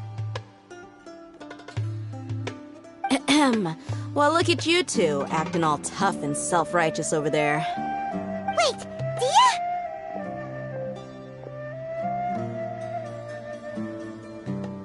Great! Finally, someone that we can trust! You gotta help us out here, otherwise these two are gonna start fighting again! Yeah, sure looks that way. 2 giants from the Academia duking it out once and for all. Not something you get to see every day, that's for sure. Listen, I know you academic types love to fill up your big brains with self-righteous morality and lord your empty rules and virtues over each other. But how dare you bring your petty disputes into the safe haven of Aru Village? It seems like someone's gonna have to beat some sense into your thick skulls until you finally learn to respect these grounds.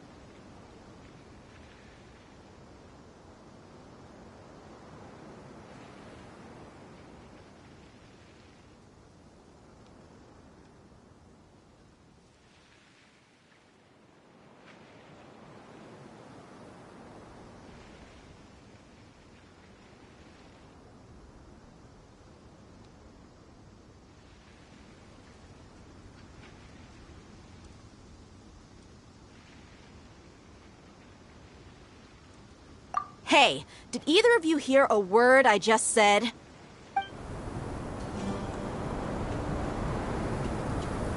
Whoa, what's going on?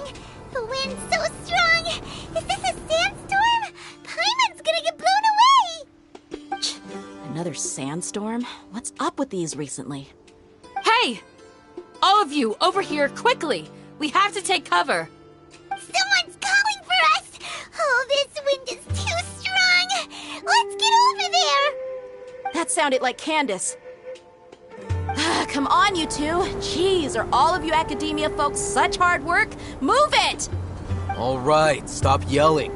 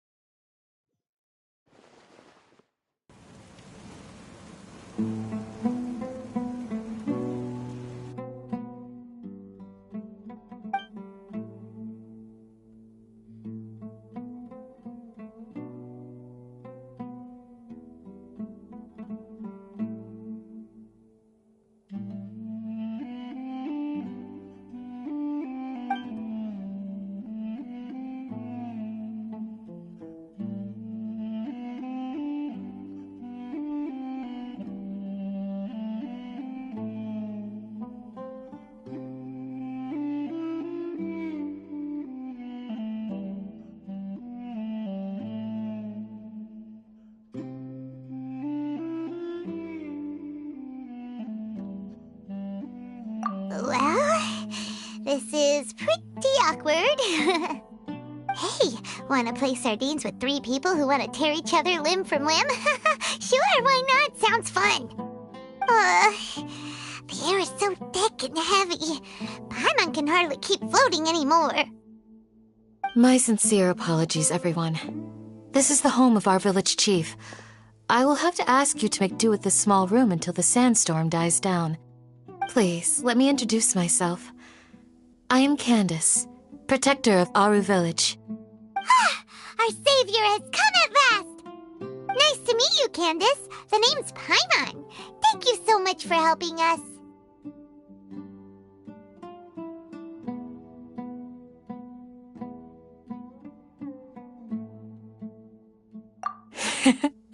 There's no need to thank me.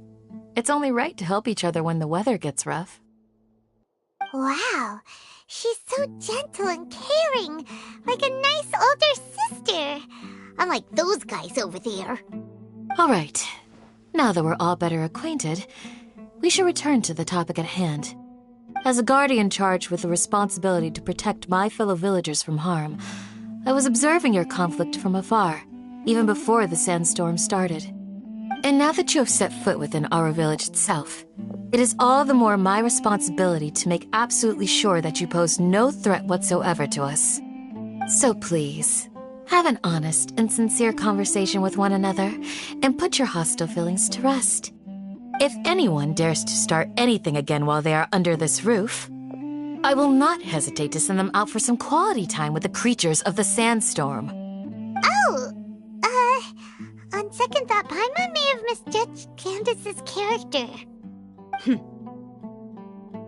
And that goes for you too, Miss Dia. Do I make myself clear? All right, we got it, Candace. That's what I like to hear. So, which of you will begin? I was supposed to be a mediator, but I might have gotten a little too involved just now. Anyway, one of those two should probably start talking. Wait, that was you trying to be a mediator? I have nothing to hide, so there's no shame in explaining myself. While Alhaitham wasn't wrong about the other Matra not knowing my whereabouts, it's not because I've been assigned a morally dubious mission. Rather, I've chosen to exile myself. Huh? Exile yourself? A little while ago, I discovered that there was data missing in the Academia's project planning and development files. What little they did report clearly did not match the project's actual progress. As General Mahamatra, I had the responsibility and authority to request an audit. However, to my surprise, the person responsible for the erroneous data was none other than Grand Sage Azar himself. I tried to investigate the issue myself before submitting a formal audit request, but I soon found that all leads and potential pieces of incriminating evidence were carefully concealed from me. I began to realize that they were cautious of me from the very beginning. Unsurprisingly, the Grand Sage rejected my audit request as soon as the submission reached his desk. He even said to me, "The power of the General Mahamatra is granted by the sages. You have no right to judge us." So they really are up to no good. I realized then that to the Grand Sage, the Matra are nothing more than tools for the sages to assert and maintain their control over knowledge. The vows that we took, the principles that we strive to uphold, they are meaningless to the academia of today.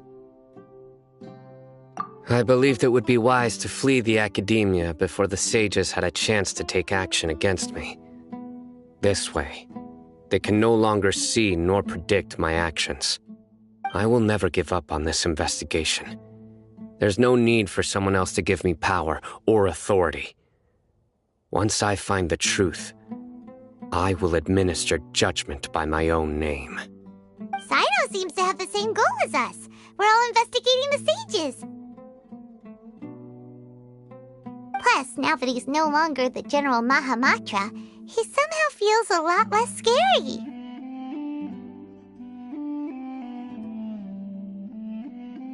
Well, Cyno, if that's your story, then why did you see Alhaitham as a target? When I was investigating the matter in the academia, I overheard a conversation between Alhaitham and a sage. The sages asked you to investigate a blonde-haired traveler.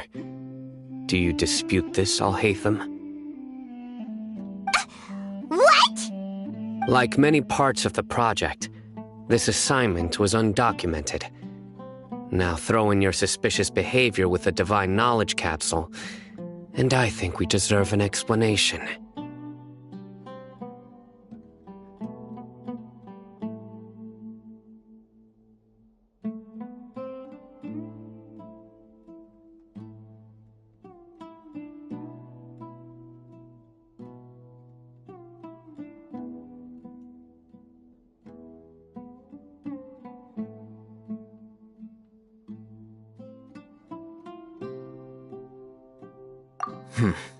Yes.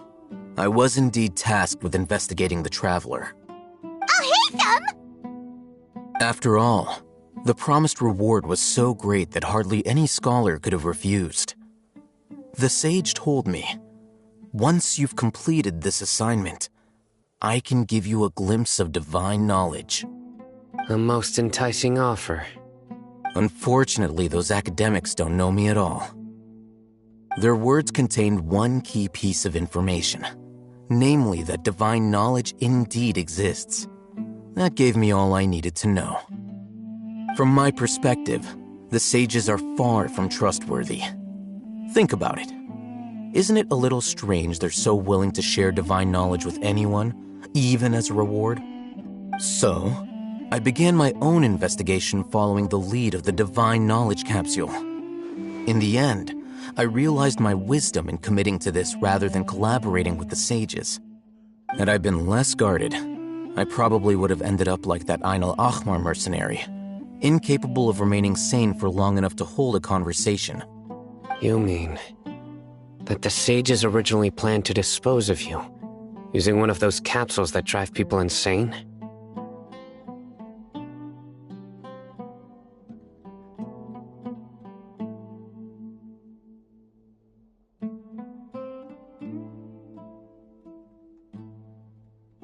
I'd already given up on the assignment by then.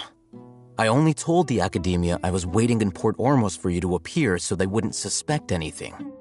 So it came as quite a surprise when I encountered my erstwhile target while investigating the Divine Knowledge Capsule. Criminals do love to talk about coincidences. Even though I ran into the Traveler by chance, I had no intention of providing assistance to the Academia. Also, you should remember, you were the ones who decided to follow me and strike up a conversation after I left that tavern.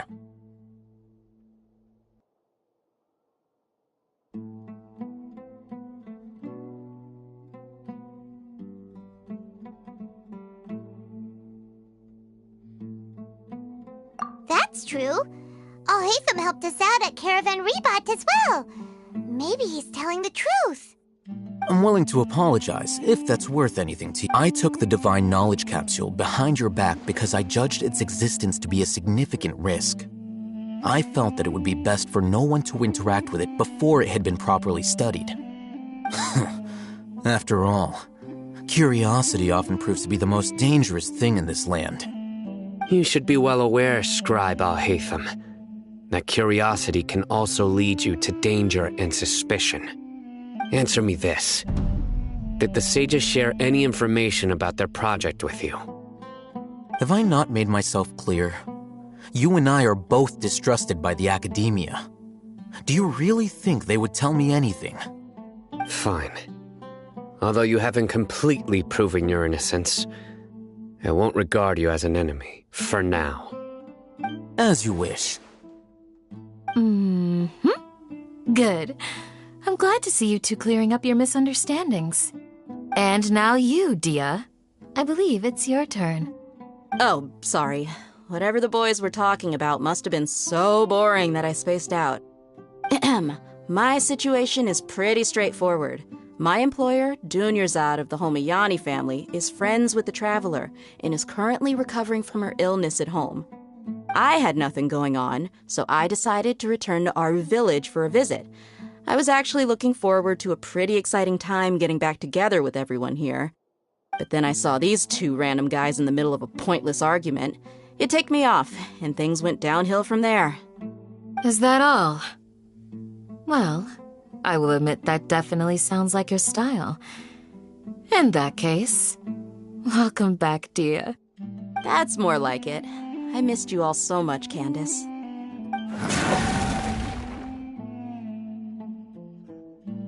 Whoa! What was that sound? No need to worry. Now that you're no longer at each other's throats, please make yourselves at home. I'll take a quick trip outside to clear out some of those creatures in the sandstorm. Creatures? In the sandstorm? Are you sure you don't want some backup? Fighting in a sandstorm is not for the faint-hearted. Anyone without extensive training in these conditions is at a disadvantage. You needn't worry. Yeah, just leave him to Candace. Don't worry, she's as tough as they come.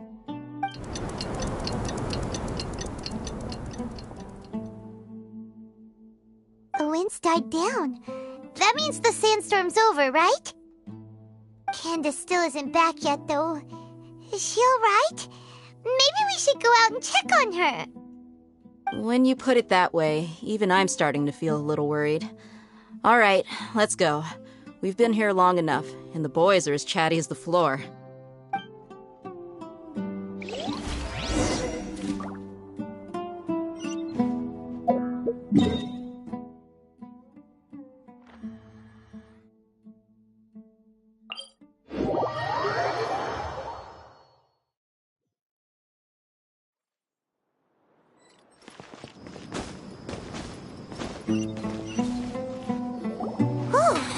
Candace, you're still fighting?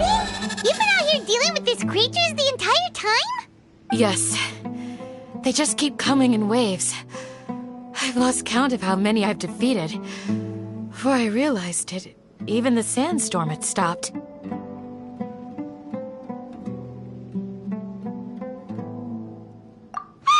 Here comes another wave! Leave this round to us. I got interrupted earlier, but now I have something to take my anger out on. It's been quite a while since I've seen the Flame Mane in action. I'll leave these to you then. I'll be sure to put on a good show. Let's go!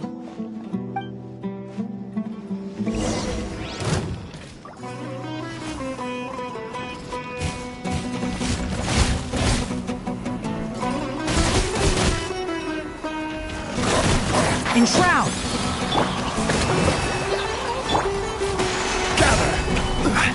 Access denied. Billowing surge! Here comes another wave! When are they ever gonna let up?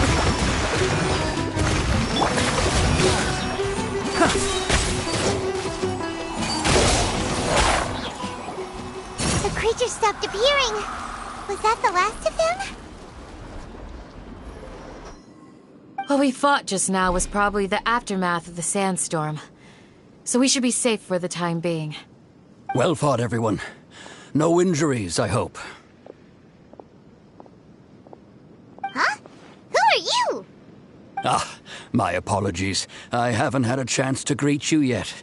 I had my hands full taking care of the village's elderly and children. I am the chief of Aru Village. Everyone usually calls me Uncle Anpu.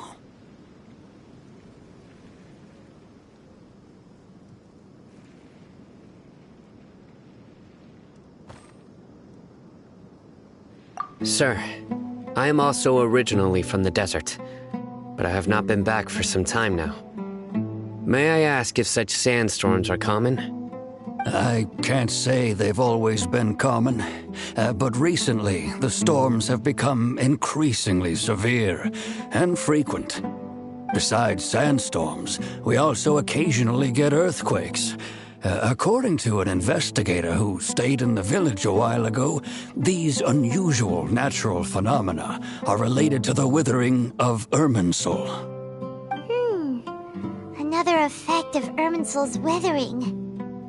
So, Irminsul's withering causes withering zones in the forest, and sandstorms and earthquakes here in the desert?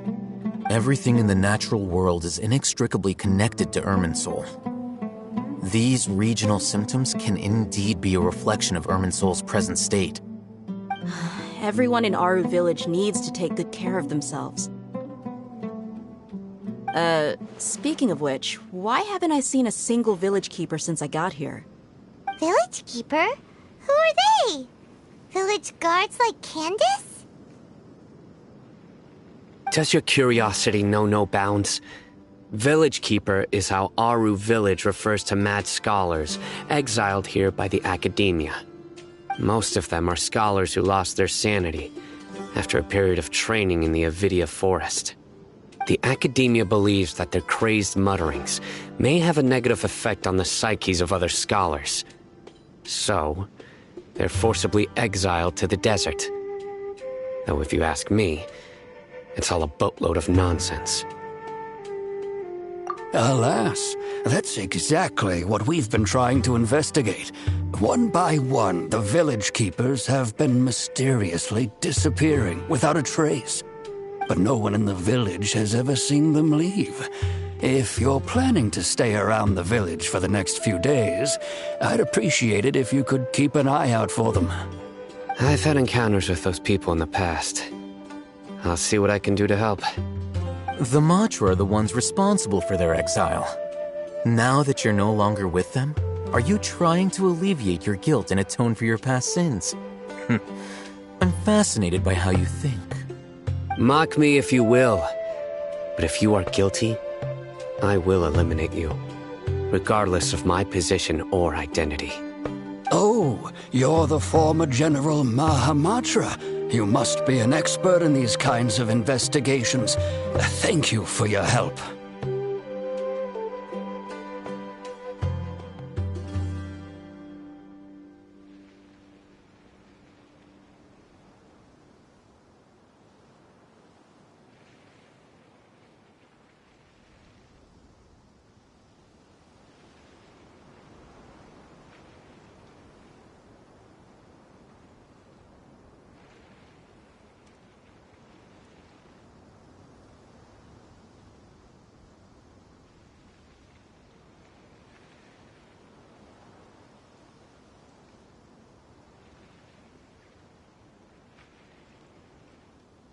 Is it because you're reminded of Hypatia?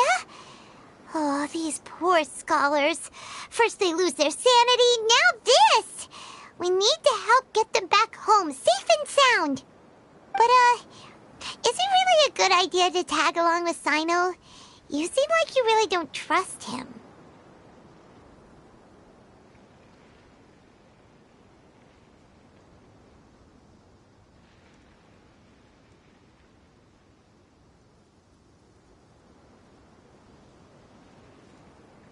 I'll be grateful for the assistance. No doubt you will do a better job than some of my former subordinates.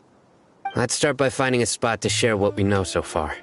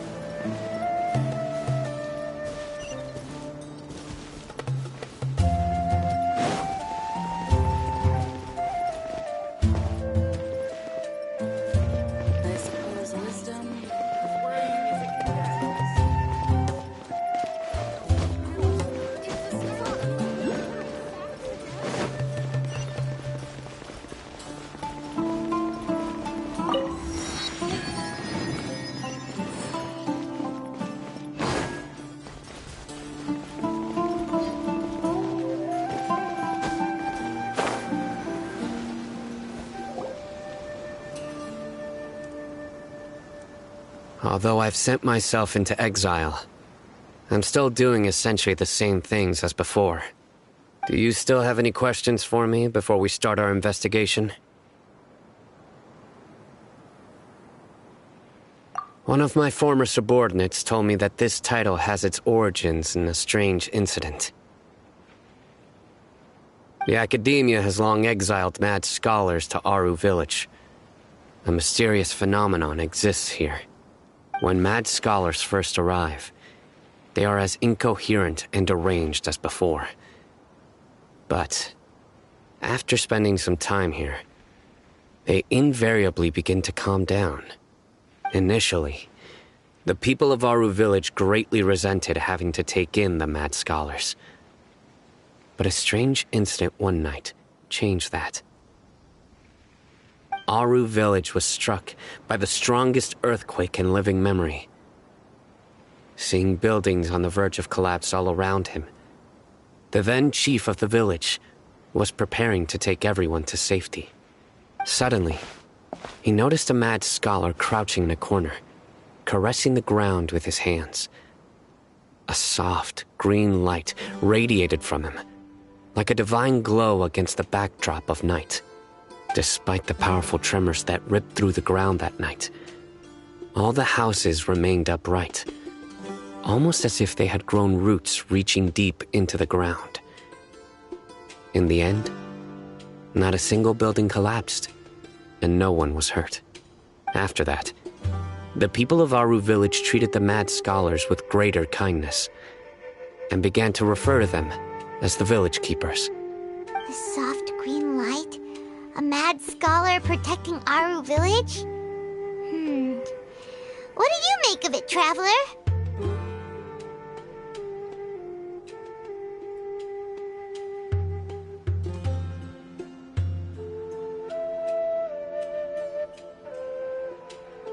Paimon thinks so too. Actually, Cyno, do you know if any of the mad scholars continued to wear their Akasha terminals at Aru village?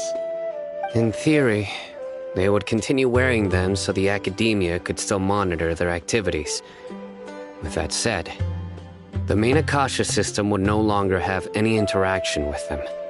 Oh, no wonder! Everything makes sense then! Add in the fact that they calmed down, it was probably Nahida who calmed them. If you are able to draw a conclusion from this one story alone, then it appears you possess much more information than I do. So, what do you make of the story?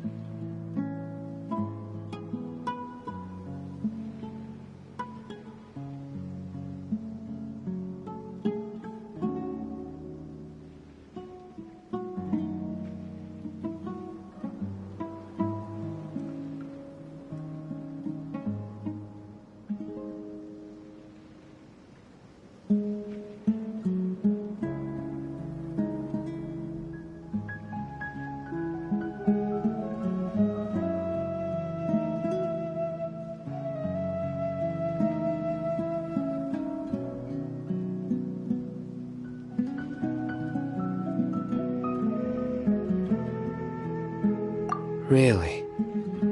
Lesser Lord Kusanali. What? You don't believe us? Lesser Lord Kusanali was definitely using the Akasha to give her power to the Mad Scholars! No, it's not so much that I don't believe you. I'm just struck by your reasoning. Lesser Lord Kusanali, the current Dendro Archon. Is she really active in Sumeru? The Academia has always placed far greater importance on the late Greater Lord Rukkhadevata. They've more or less ignored Lesser Lord Kusanali, and I've never had any reason to doubt their views. In addition, I've never heard any stories about Lesser Lord Kusanali and her deeds. To me, she might as well have been a god that never existed. No way! Nahida definitely exists! She's a... how should Paimon put it? She's a good Archon who's kind and wise, even if she says weird stuff sometimes.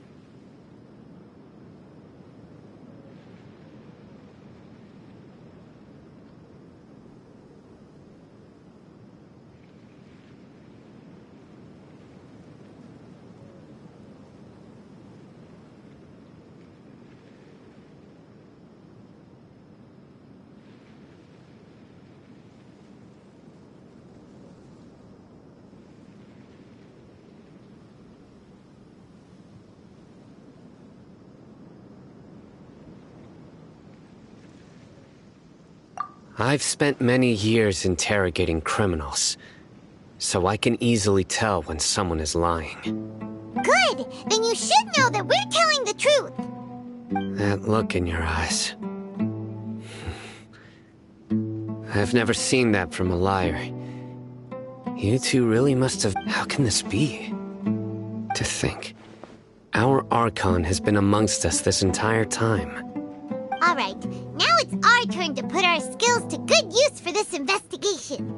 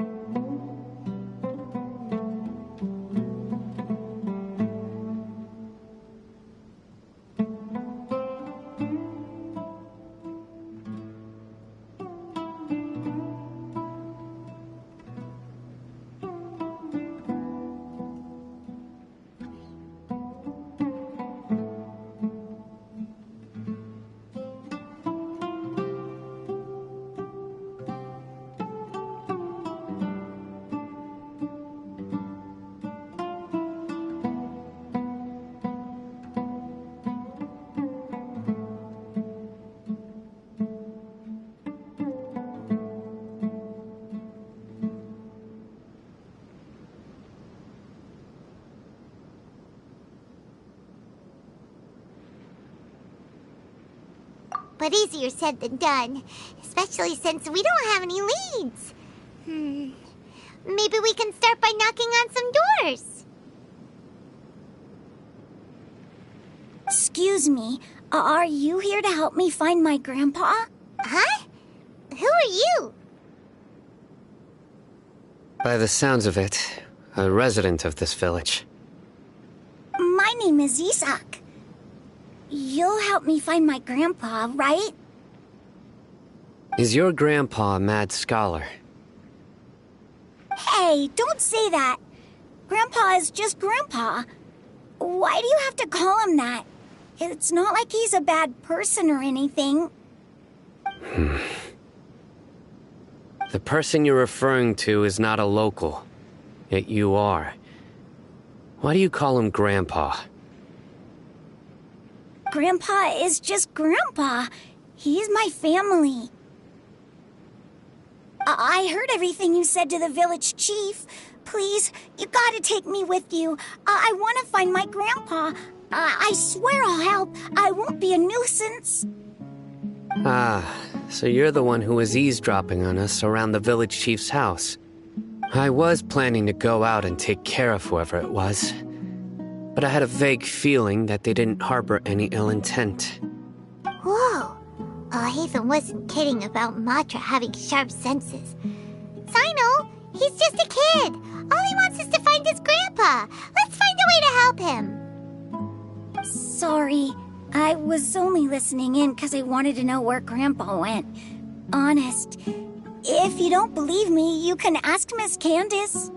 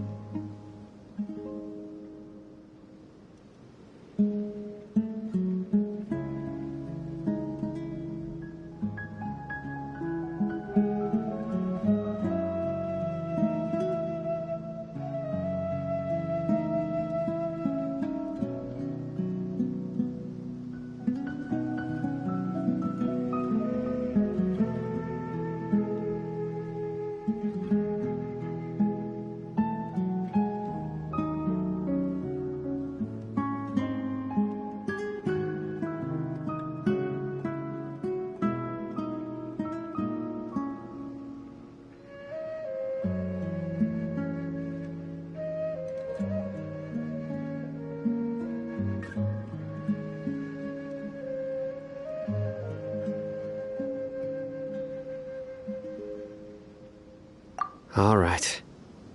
But first, let's confirm the facts with Candace.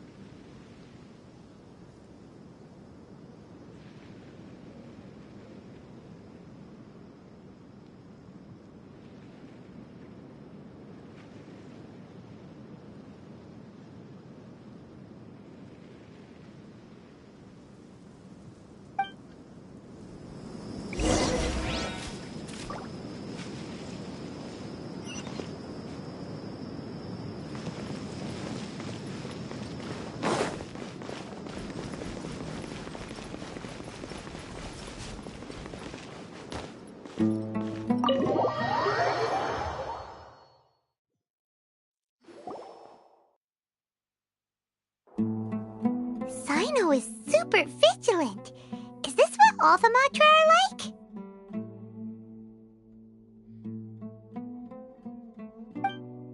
Ah, you're back already.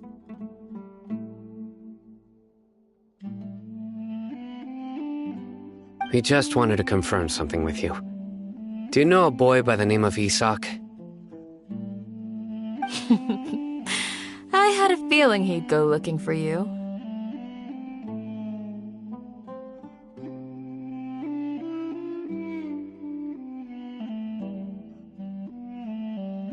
Huh? You knew this would happen? Yes. Although he tried his best to stay hidden, I still noticed him eavesdropping outside the window. He really wants to get his grandfather back.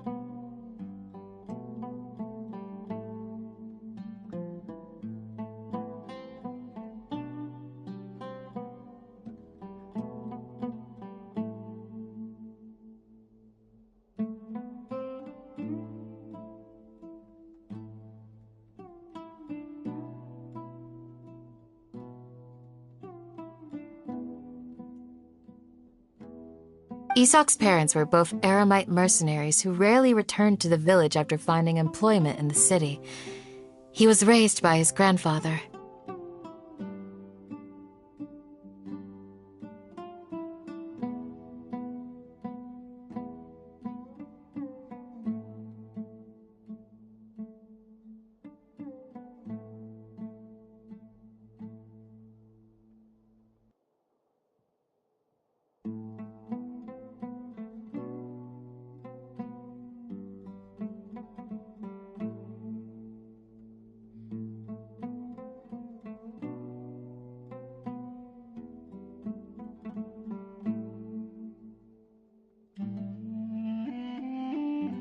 Unfortunately, it was only a few years before his grandpa passed away.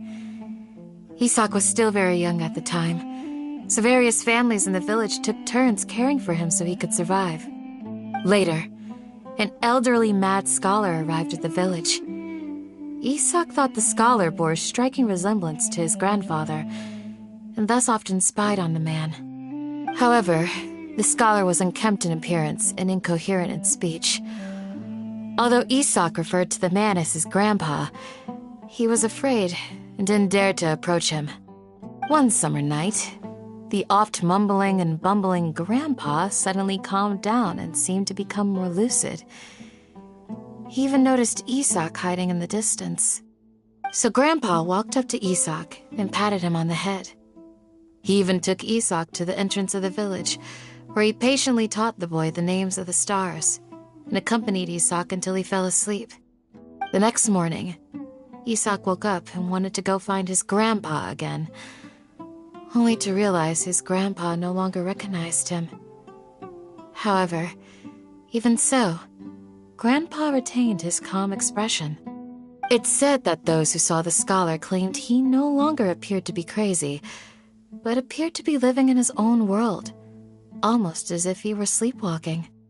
Isak was thrilled that his grandpa was able to find peace, and would follow him all the time, asking him things like, "Grandpa, want me to take you somewhere fun?" Or, "Grandpa, could you tell me stories about the stars again?" All this somehow just makes Paimon feel really sad. It seems like they both deserve so much better. Perhaps. Nearly everyone who lives in the desert has some form of hardship or regret. But even so, we must still continue on with our lives. It's also my reason for fighting. I must continue to protect this land.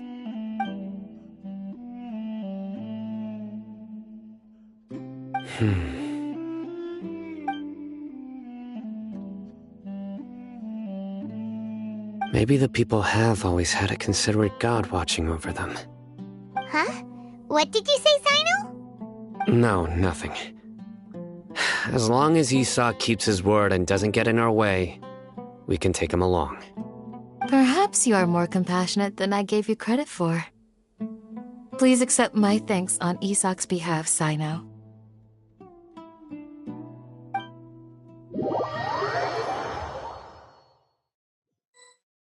Hey, Isak! Oh, it's you guys! We've cleared everything up. Let's go find your grandpa. Really? Wow! Thank you so much!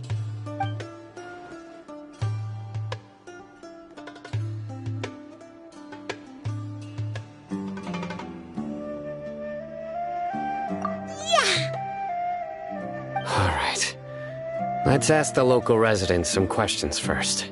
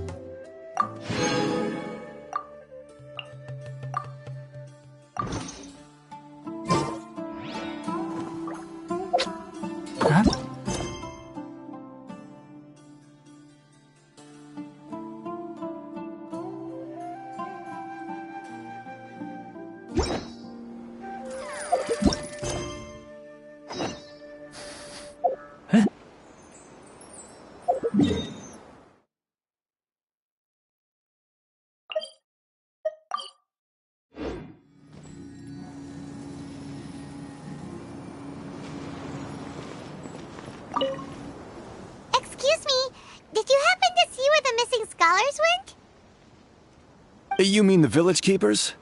Oh, let me think. When I was eating dinner the other day, I saw one of them by the side of the road, muttering away and eating mushrooms and tree roots.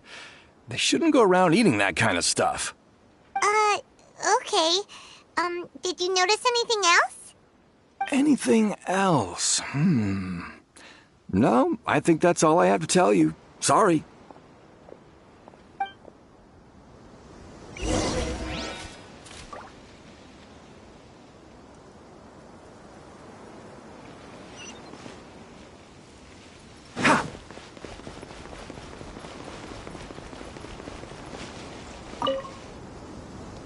The scholars that have gone missing. Have you seen them? Those eyes. Those fierce eyes. You look like a real fighter. Don't change the subject. Right. You were asking about the the mad scholars. I think it's been a few days since I last saw them. I usually go to bed pretty early, so I'm not too familiar with what goes on at night. But honestly, I feel quite sympathetic towards them. Even though they act a little strange, they've helped me in the past. If it weren't for them, my house would have collapsed long ago. Do you also think Grandpa and the others are good people? Grandpa? Oh, hello there. It's little Isak. You mean that nice man who looks like your grandpa's long-lost twin, right?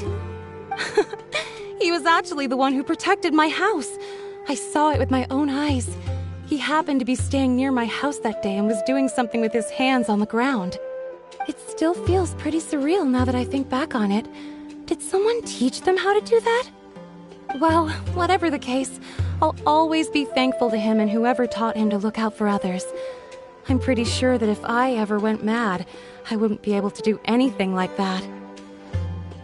Gotcha. Thank you.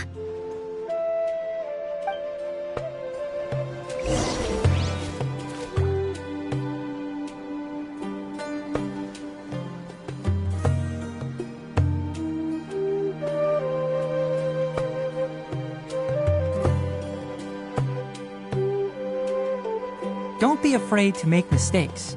It's all part of the learning process.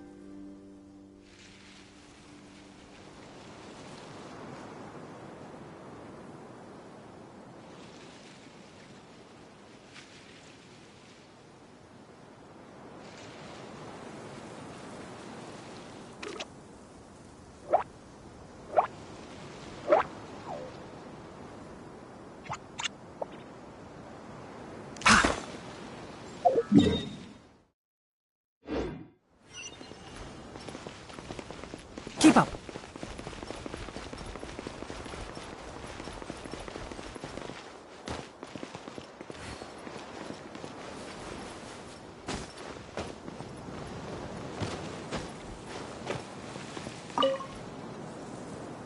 Sir, have you seen my grandpa recently?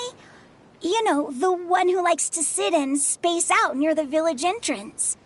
Oh, well, if it isn't Isak. Oh, your grandpa, huh? It's been a while. The last time I saw him, he was spacing out by the road as usual. I went and asked him if he'd like any of the food I had prepared, despite my wife's protests. Like many people, she's really quite terrified of them. And speaking of my wife, she's still always complaining about how I don't make enough mora. Might explain why she's always mad at me. Oh, thank you. Thank you for taking care of him. It was nothing. Hey, you're looking for him, right? Did he go for a walk and get lost? Yeah. That's no good. Well, once you found him, come by my place again and I'll cook a little something for the both of you. I've known you since you were very young, so as far as I'm concerned, you're family. Please feel free to come by anytime. Wow, what a nice guy! Okay, thank you, sir. Huh?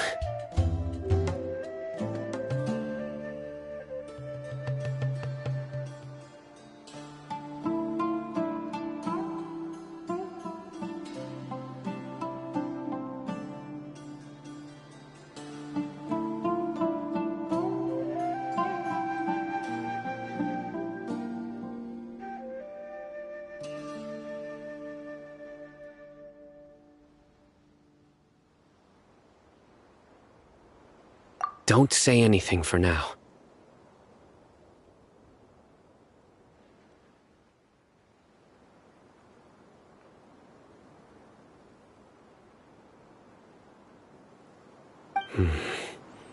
Let's head over there.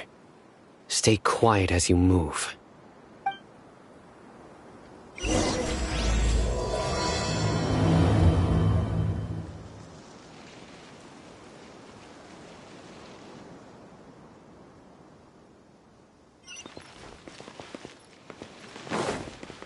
Join the Eremites. Is the Scarlet King really gonna come back for help? It's all a bunch of nonsense. Listen, see if you can make out what they're saying. Have you heard? The mighty Scarlet King, the sovereign of our faith, will soon return to this world. Yes, of course I have. The Scarlet King is the one and only true ruler of this land. I've never believed in any other gods. Still, you say he's coming back, but it sure doesn't feel like life's about to change around here anytime soon. What's your proof? Haven't you noticed?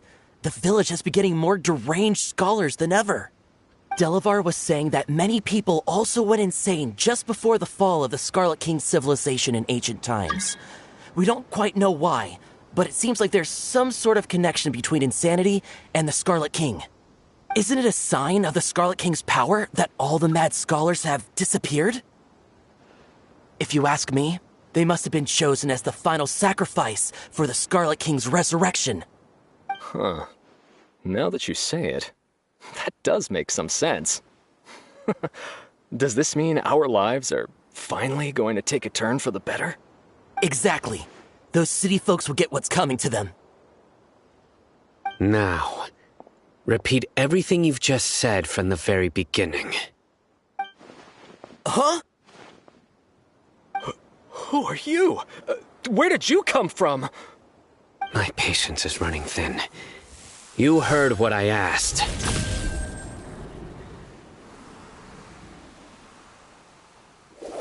Yeah! Bro, this guy's something else. Just look at his eyes. One wrong move, and he's gonna flay us alive. Let's not get on his bad side, okay? I am no match for this guy. Oh, okay, good sir. What is it you would like to know? Tell me about the Scarlet King's resurrection. Well, I only know a few things from hearsay. I went for a drink the other day and heard others talking about a rumor that the madmen will disappear and that the Scarlet King will return to this land. I'm not making this up, I swear! Hey, go on, keep talking. It's true. It's all true, sir. We desert folk have had more than enough of those people at the academia. They keep sending us all their mad scholars and won't let us have a good life. Would you want to live like this if you were in our place?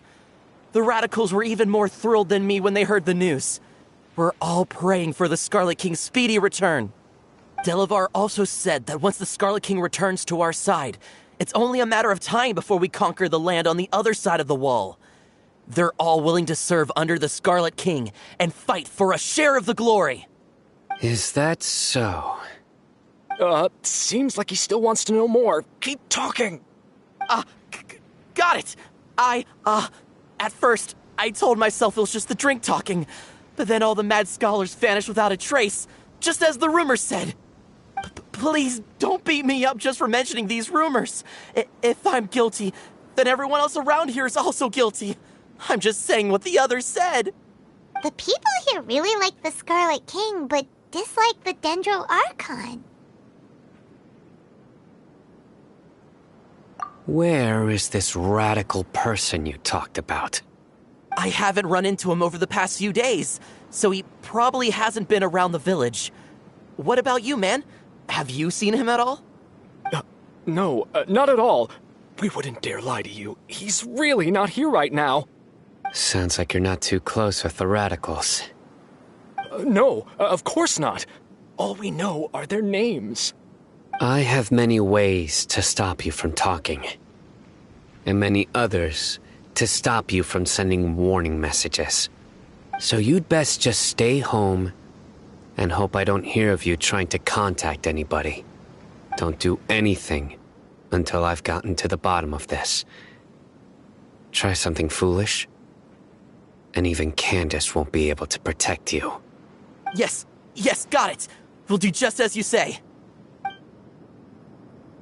That scared Paimon half to death. Cyno is pretty terrifying.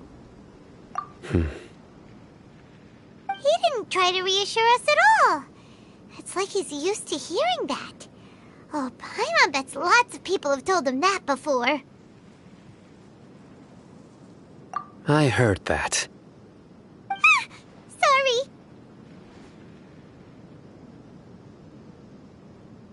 It's part of being a Matra. The rumor we heard just now seems like a strong lead. But we need to check a few more places. Very well. Isaac! I'm here. Where's your grandpa's house? Well, I can take you there. Just follow me.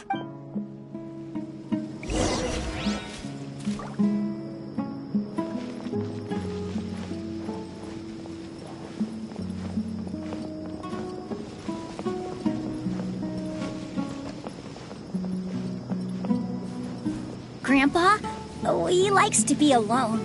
Sometimes he stares at the sky in a daze, and other times he just pokes at the ground with his fingers.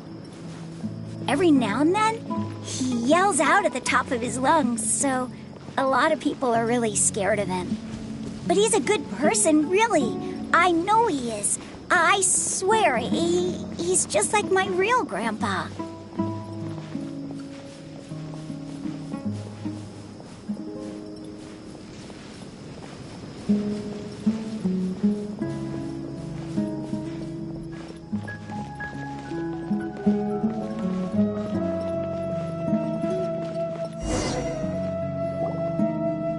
This is where Grandpa usually stays. There sure isn't much here.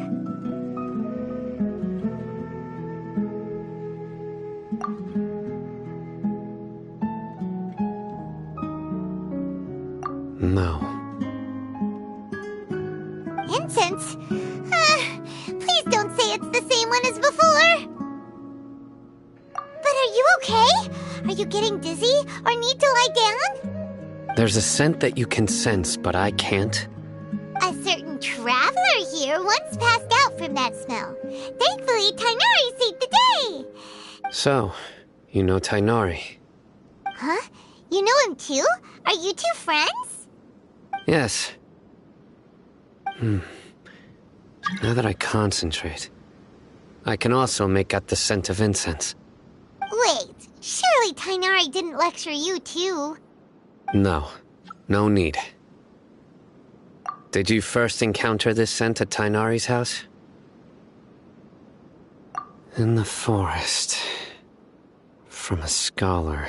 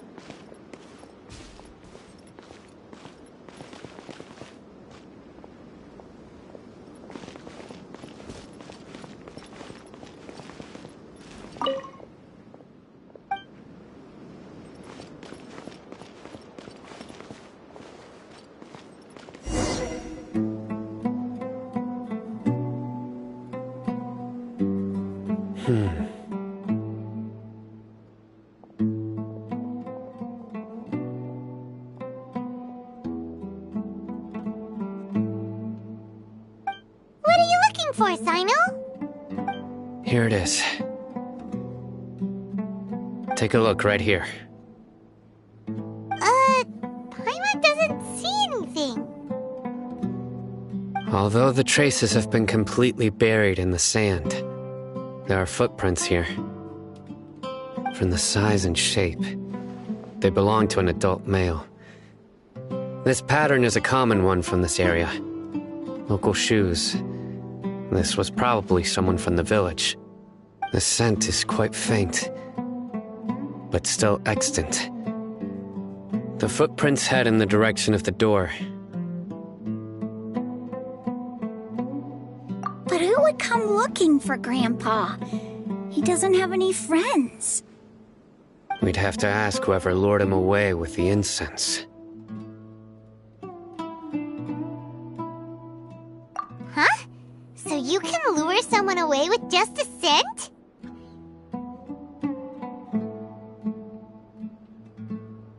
Hey! What's wrong with liking good food? Everyone's in life? Exactly.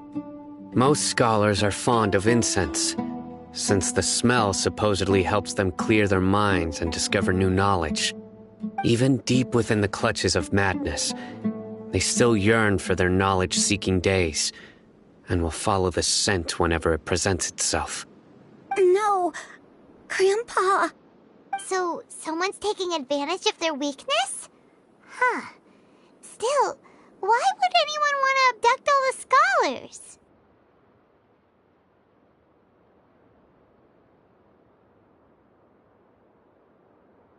Are the rumors really true?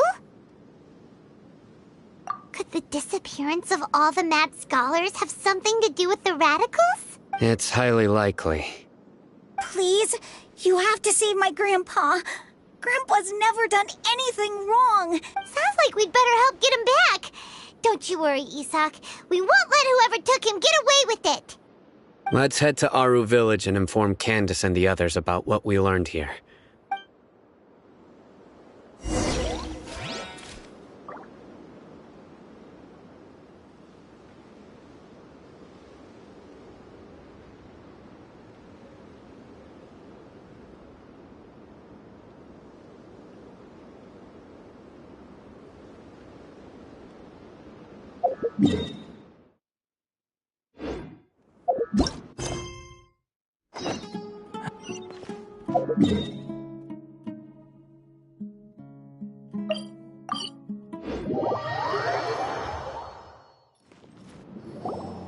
Right.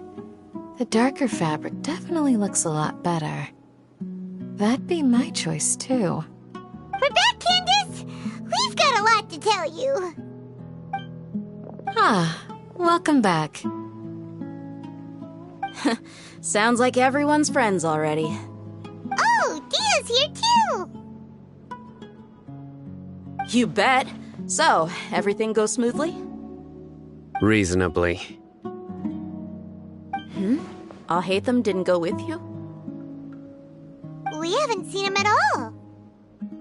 Huh.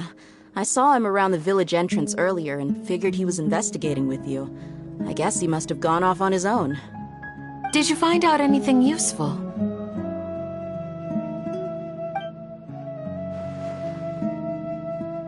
I see.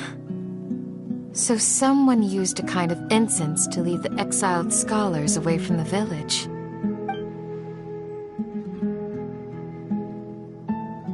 The resurrection of the Scarlet King? First I've heard of it. Far as I know, the kind of incense you just mentioned is only popular beyond the wall. Scholars are fond of it, but as you can see, there aren't many scholars still studying around these parts. No seller would be able to make a profit here. Not to mention, making incense is a labor-intensive process. You won't see anybody in the desert with the patience to make or sell something that requires that kind of effort. It seems someone from beyond the wall must have been supporting this. Makes sense. So what should we do then? Do we go back to the academia and search for leads there? If it was any other day, that would be your next logical step. But today, you've got me on your team, so you get an extra tip. Didn't you say that the villager got his news from the tavern? Well, I also like to drink at the tavern, so I know a thing or two about these radicals he mentioned. If Paimon remembers correctly, the leader of the radicals is some guy called Delavar. Ah, yeah. Delavar, the scar-riddled bandit, Engur, the wide-eyed butcher, and Jabari, the duck-tailed bearded crook. The whole lot of them are known around these parts.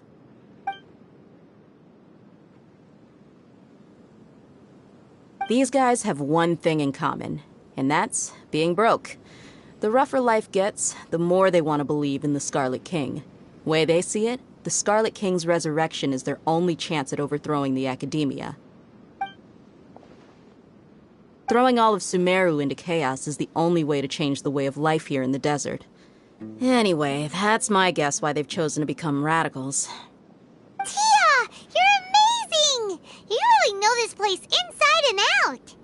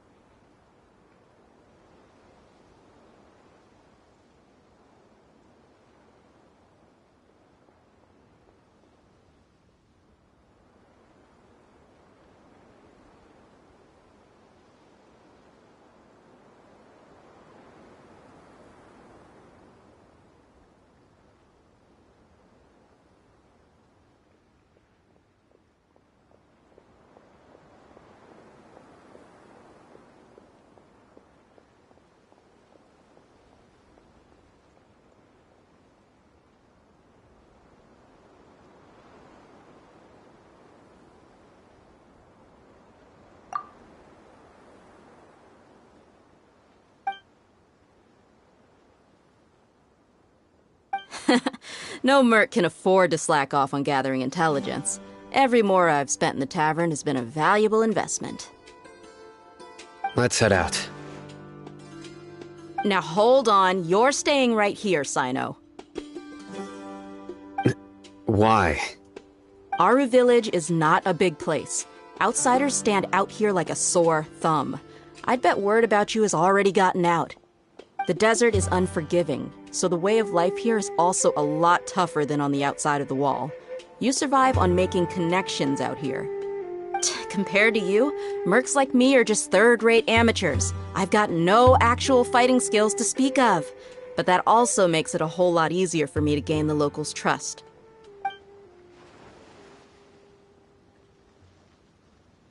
I need to go around and ask some questions, but it'll be difficult if you're with me. Fine. Good. Then we've got a plan. The Traveler and Paimon will go to Caravan Rebot with me, and we'll try our best to figure out where the mad scholars have been taken. Cyno, you'll have to stay in the village and continue investigating on your own. All right, sounds like a plan.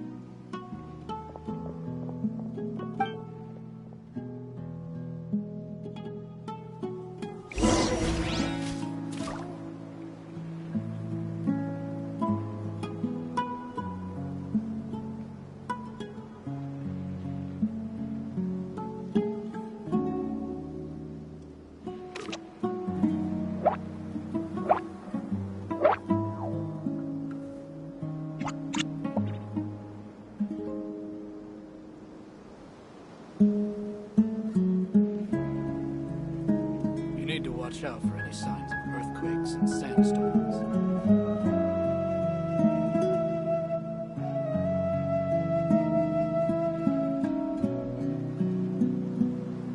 If you press a leaf between dry sheets of paper, you can make an attractive and handy bookmark.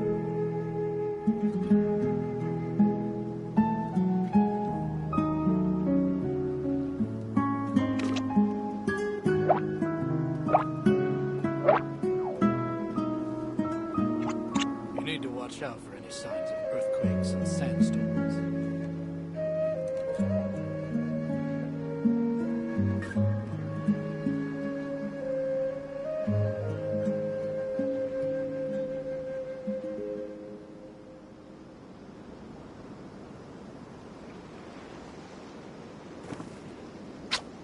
Huh?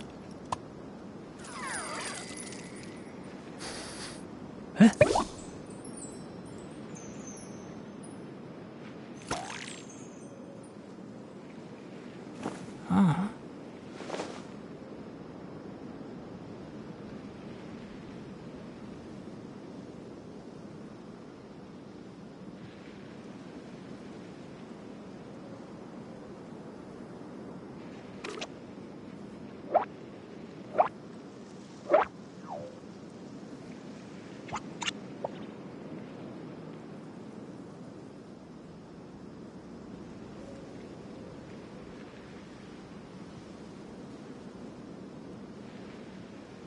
Don't be afraid to make mistakes. It's all part of the learning process.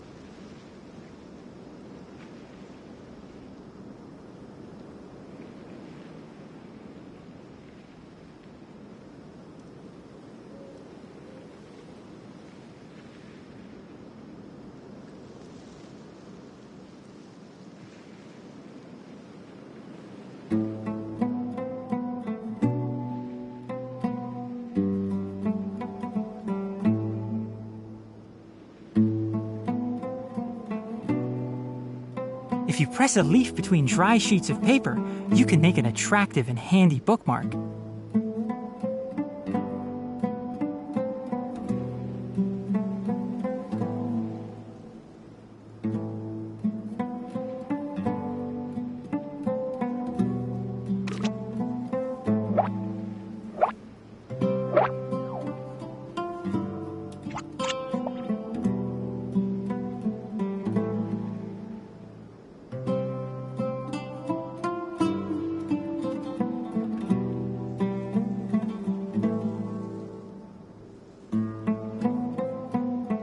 The value of knowledge cannot simply be quantified in monetary terms.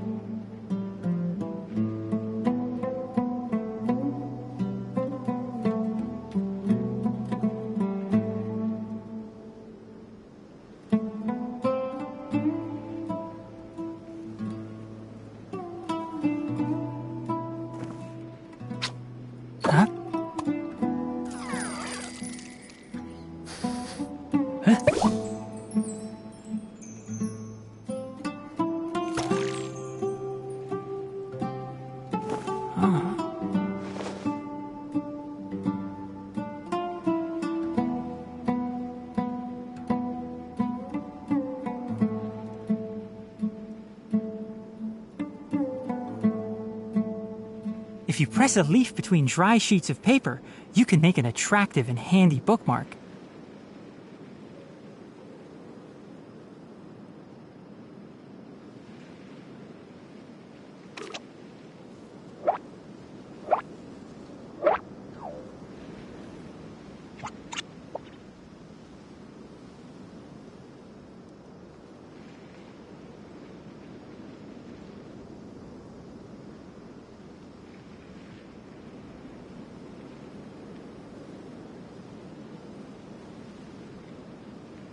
The value of knowledge cannot simply be quantified in monetary terms.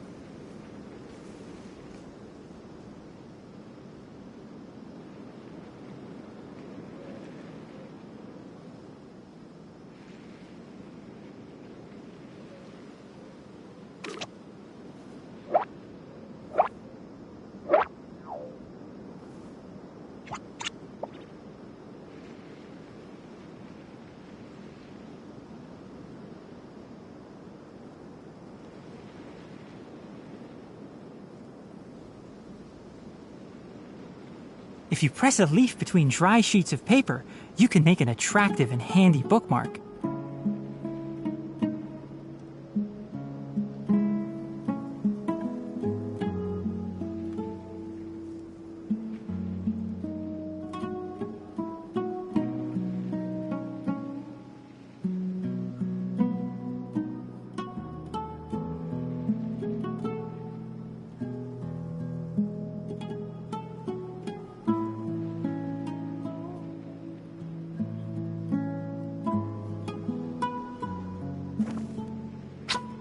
Huh?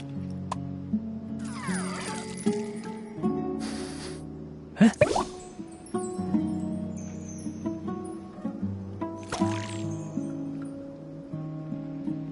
Ah.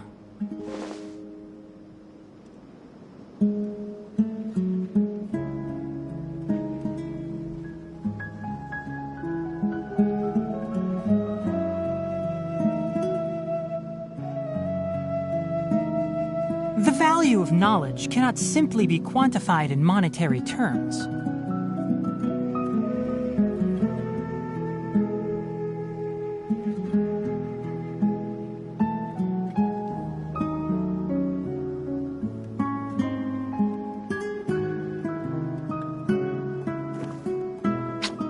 Huh?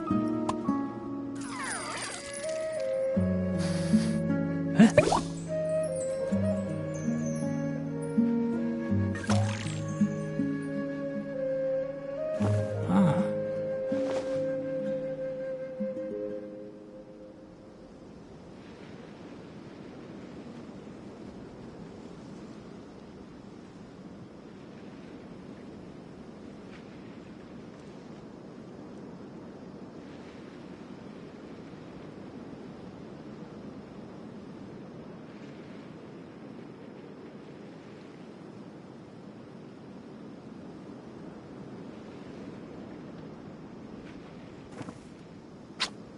Huh? Huh?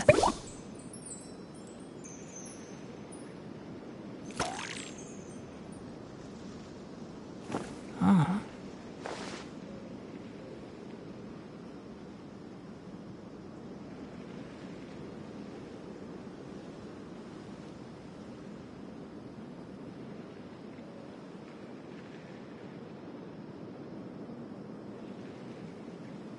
Don't be afraid to make mistakes.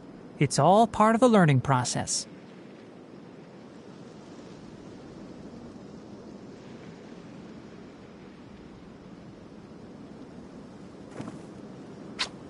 Huh? Huh?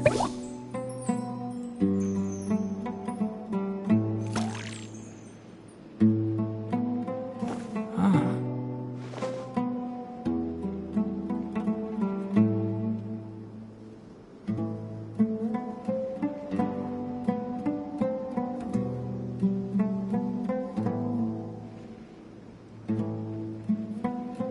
The value of knowledge cannot simply be quantified in monetary terms.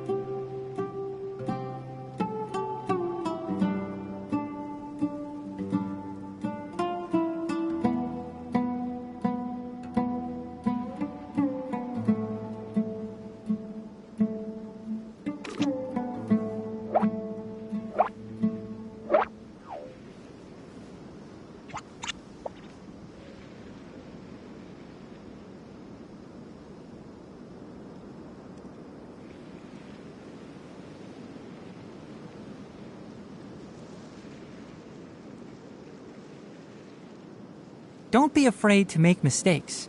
It's all part of the learning process.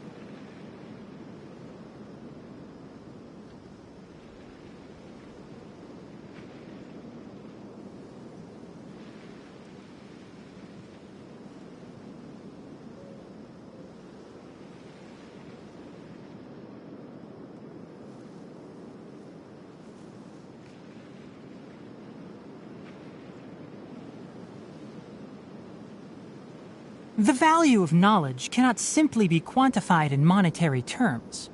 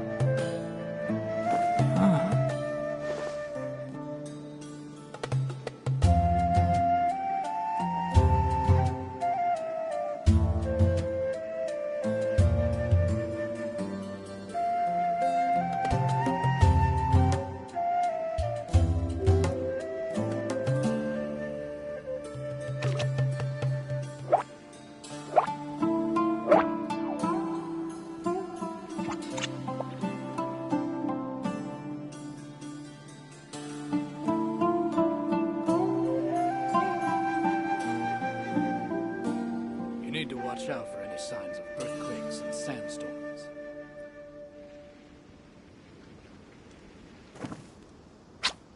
Huh?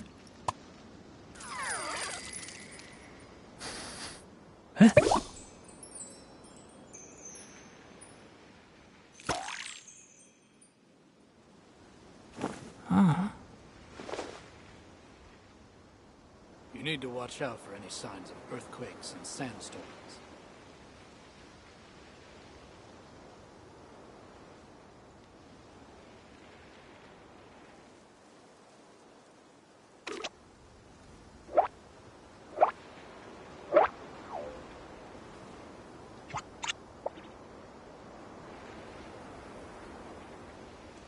You need to watch out for any signs of earthquakes and sandstorms.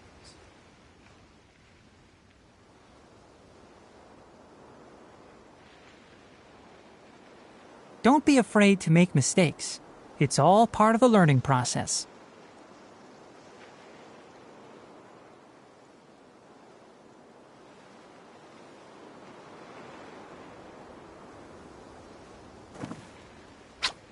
Huh? You need to watch out for any signs of earthquakes and sandstorms.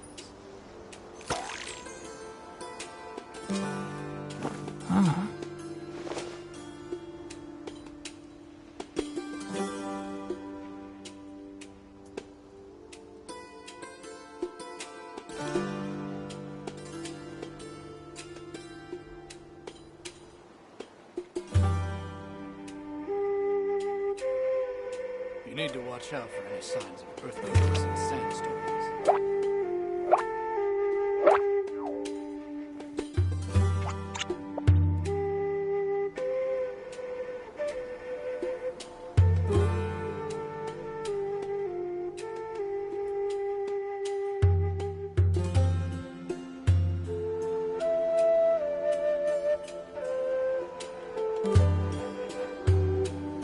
The value of knowledge cannot simply be quantified in monetary You need terms. to watch out for any signs of earthquakes and sandstorms.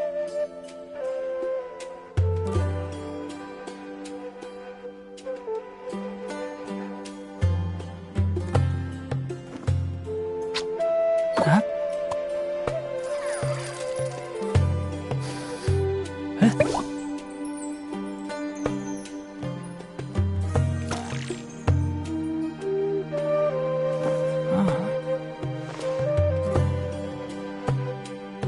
You need to watch out for any signs of earthquakes and sandstorms.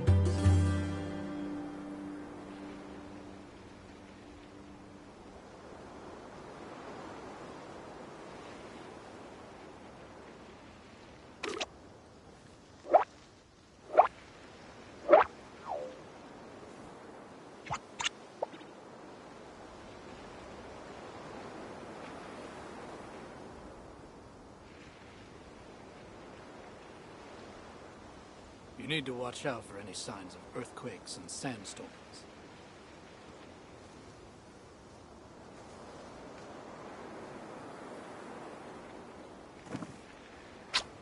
Huh?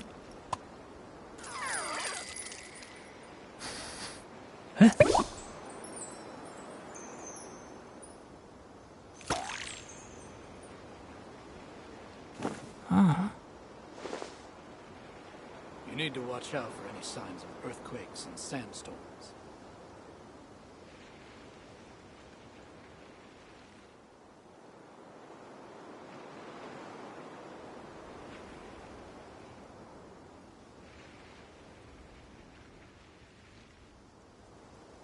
If you press a leaf between dry sheets of paper, you can make an attractive and handy bookmark.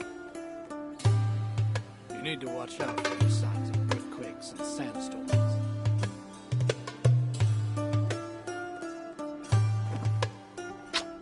Huh?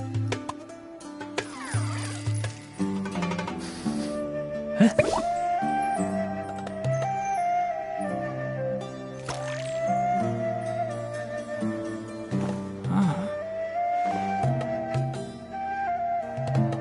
You need to watch out for any signs of earthquakes and sandstorms.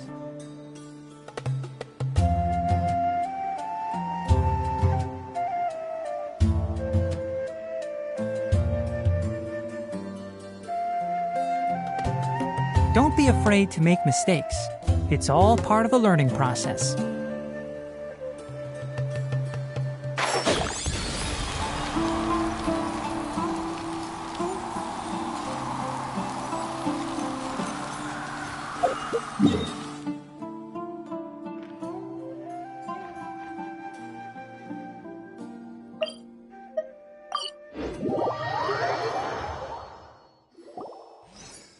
Well, here we are again. Sounds like you're starting to get familiar with the area. Paimon's amazed every time we see the wall of Samiel. How can a wall this tall even exist? It's almost unreal. I know what you mean. I had the same question every time I walked this way when I was a kid. Also, why is this high wall here? And can a wall really block sandstorms?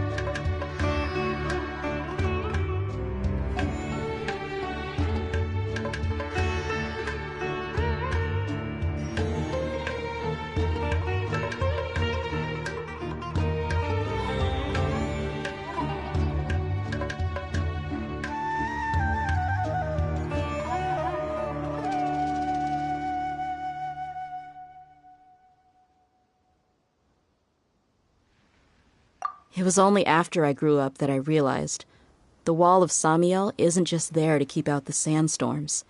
It serves a more important purpose, keeping out people like us. Sumeru is run by wise and mighty sages. To them, us desert dwellers are nothing but tools that can be used and discarded at their whim. We're cheap labor, like livestock, but easier to control. Nothing more. Even if a child from the desert got the chance to obtain an Akasha terminal, almost all their requests for knowledge would be denied. The academia believes we're underserving. Geniuses like Sataria are 1 in a million. The other children never get a single chance to try and rewrite their fate, even though the academia knows very well that we're humans, just as they are. That's terrible. I would tear down this wall with my own hands if I could.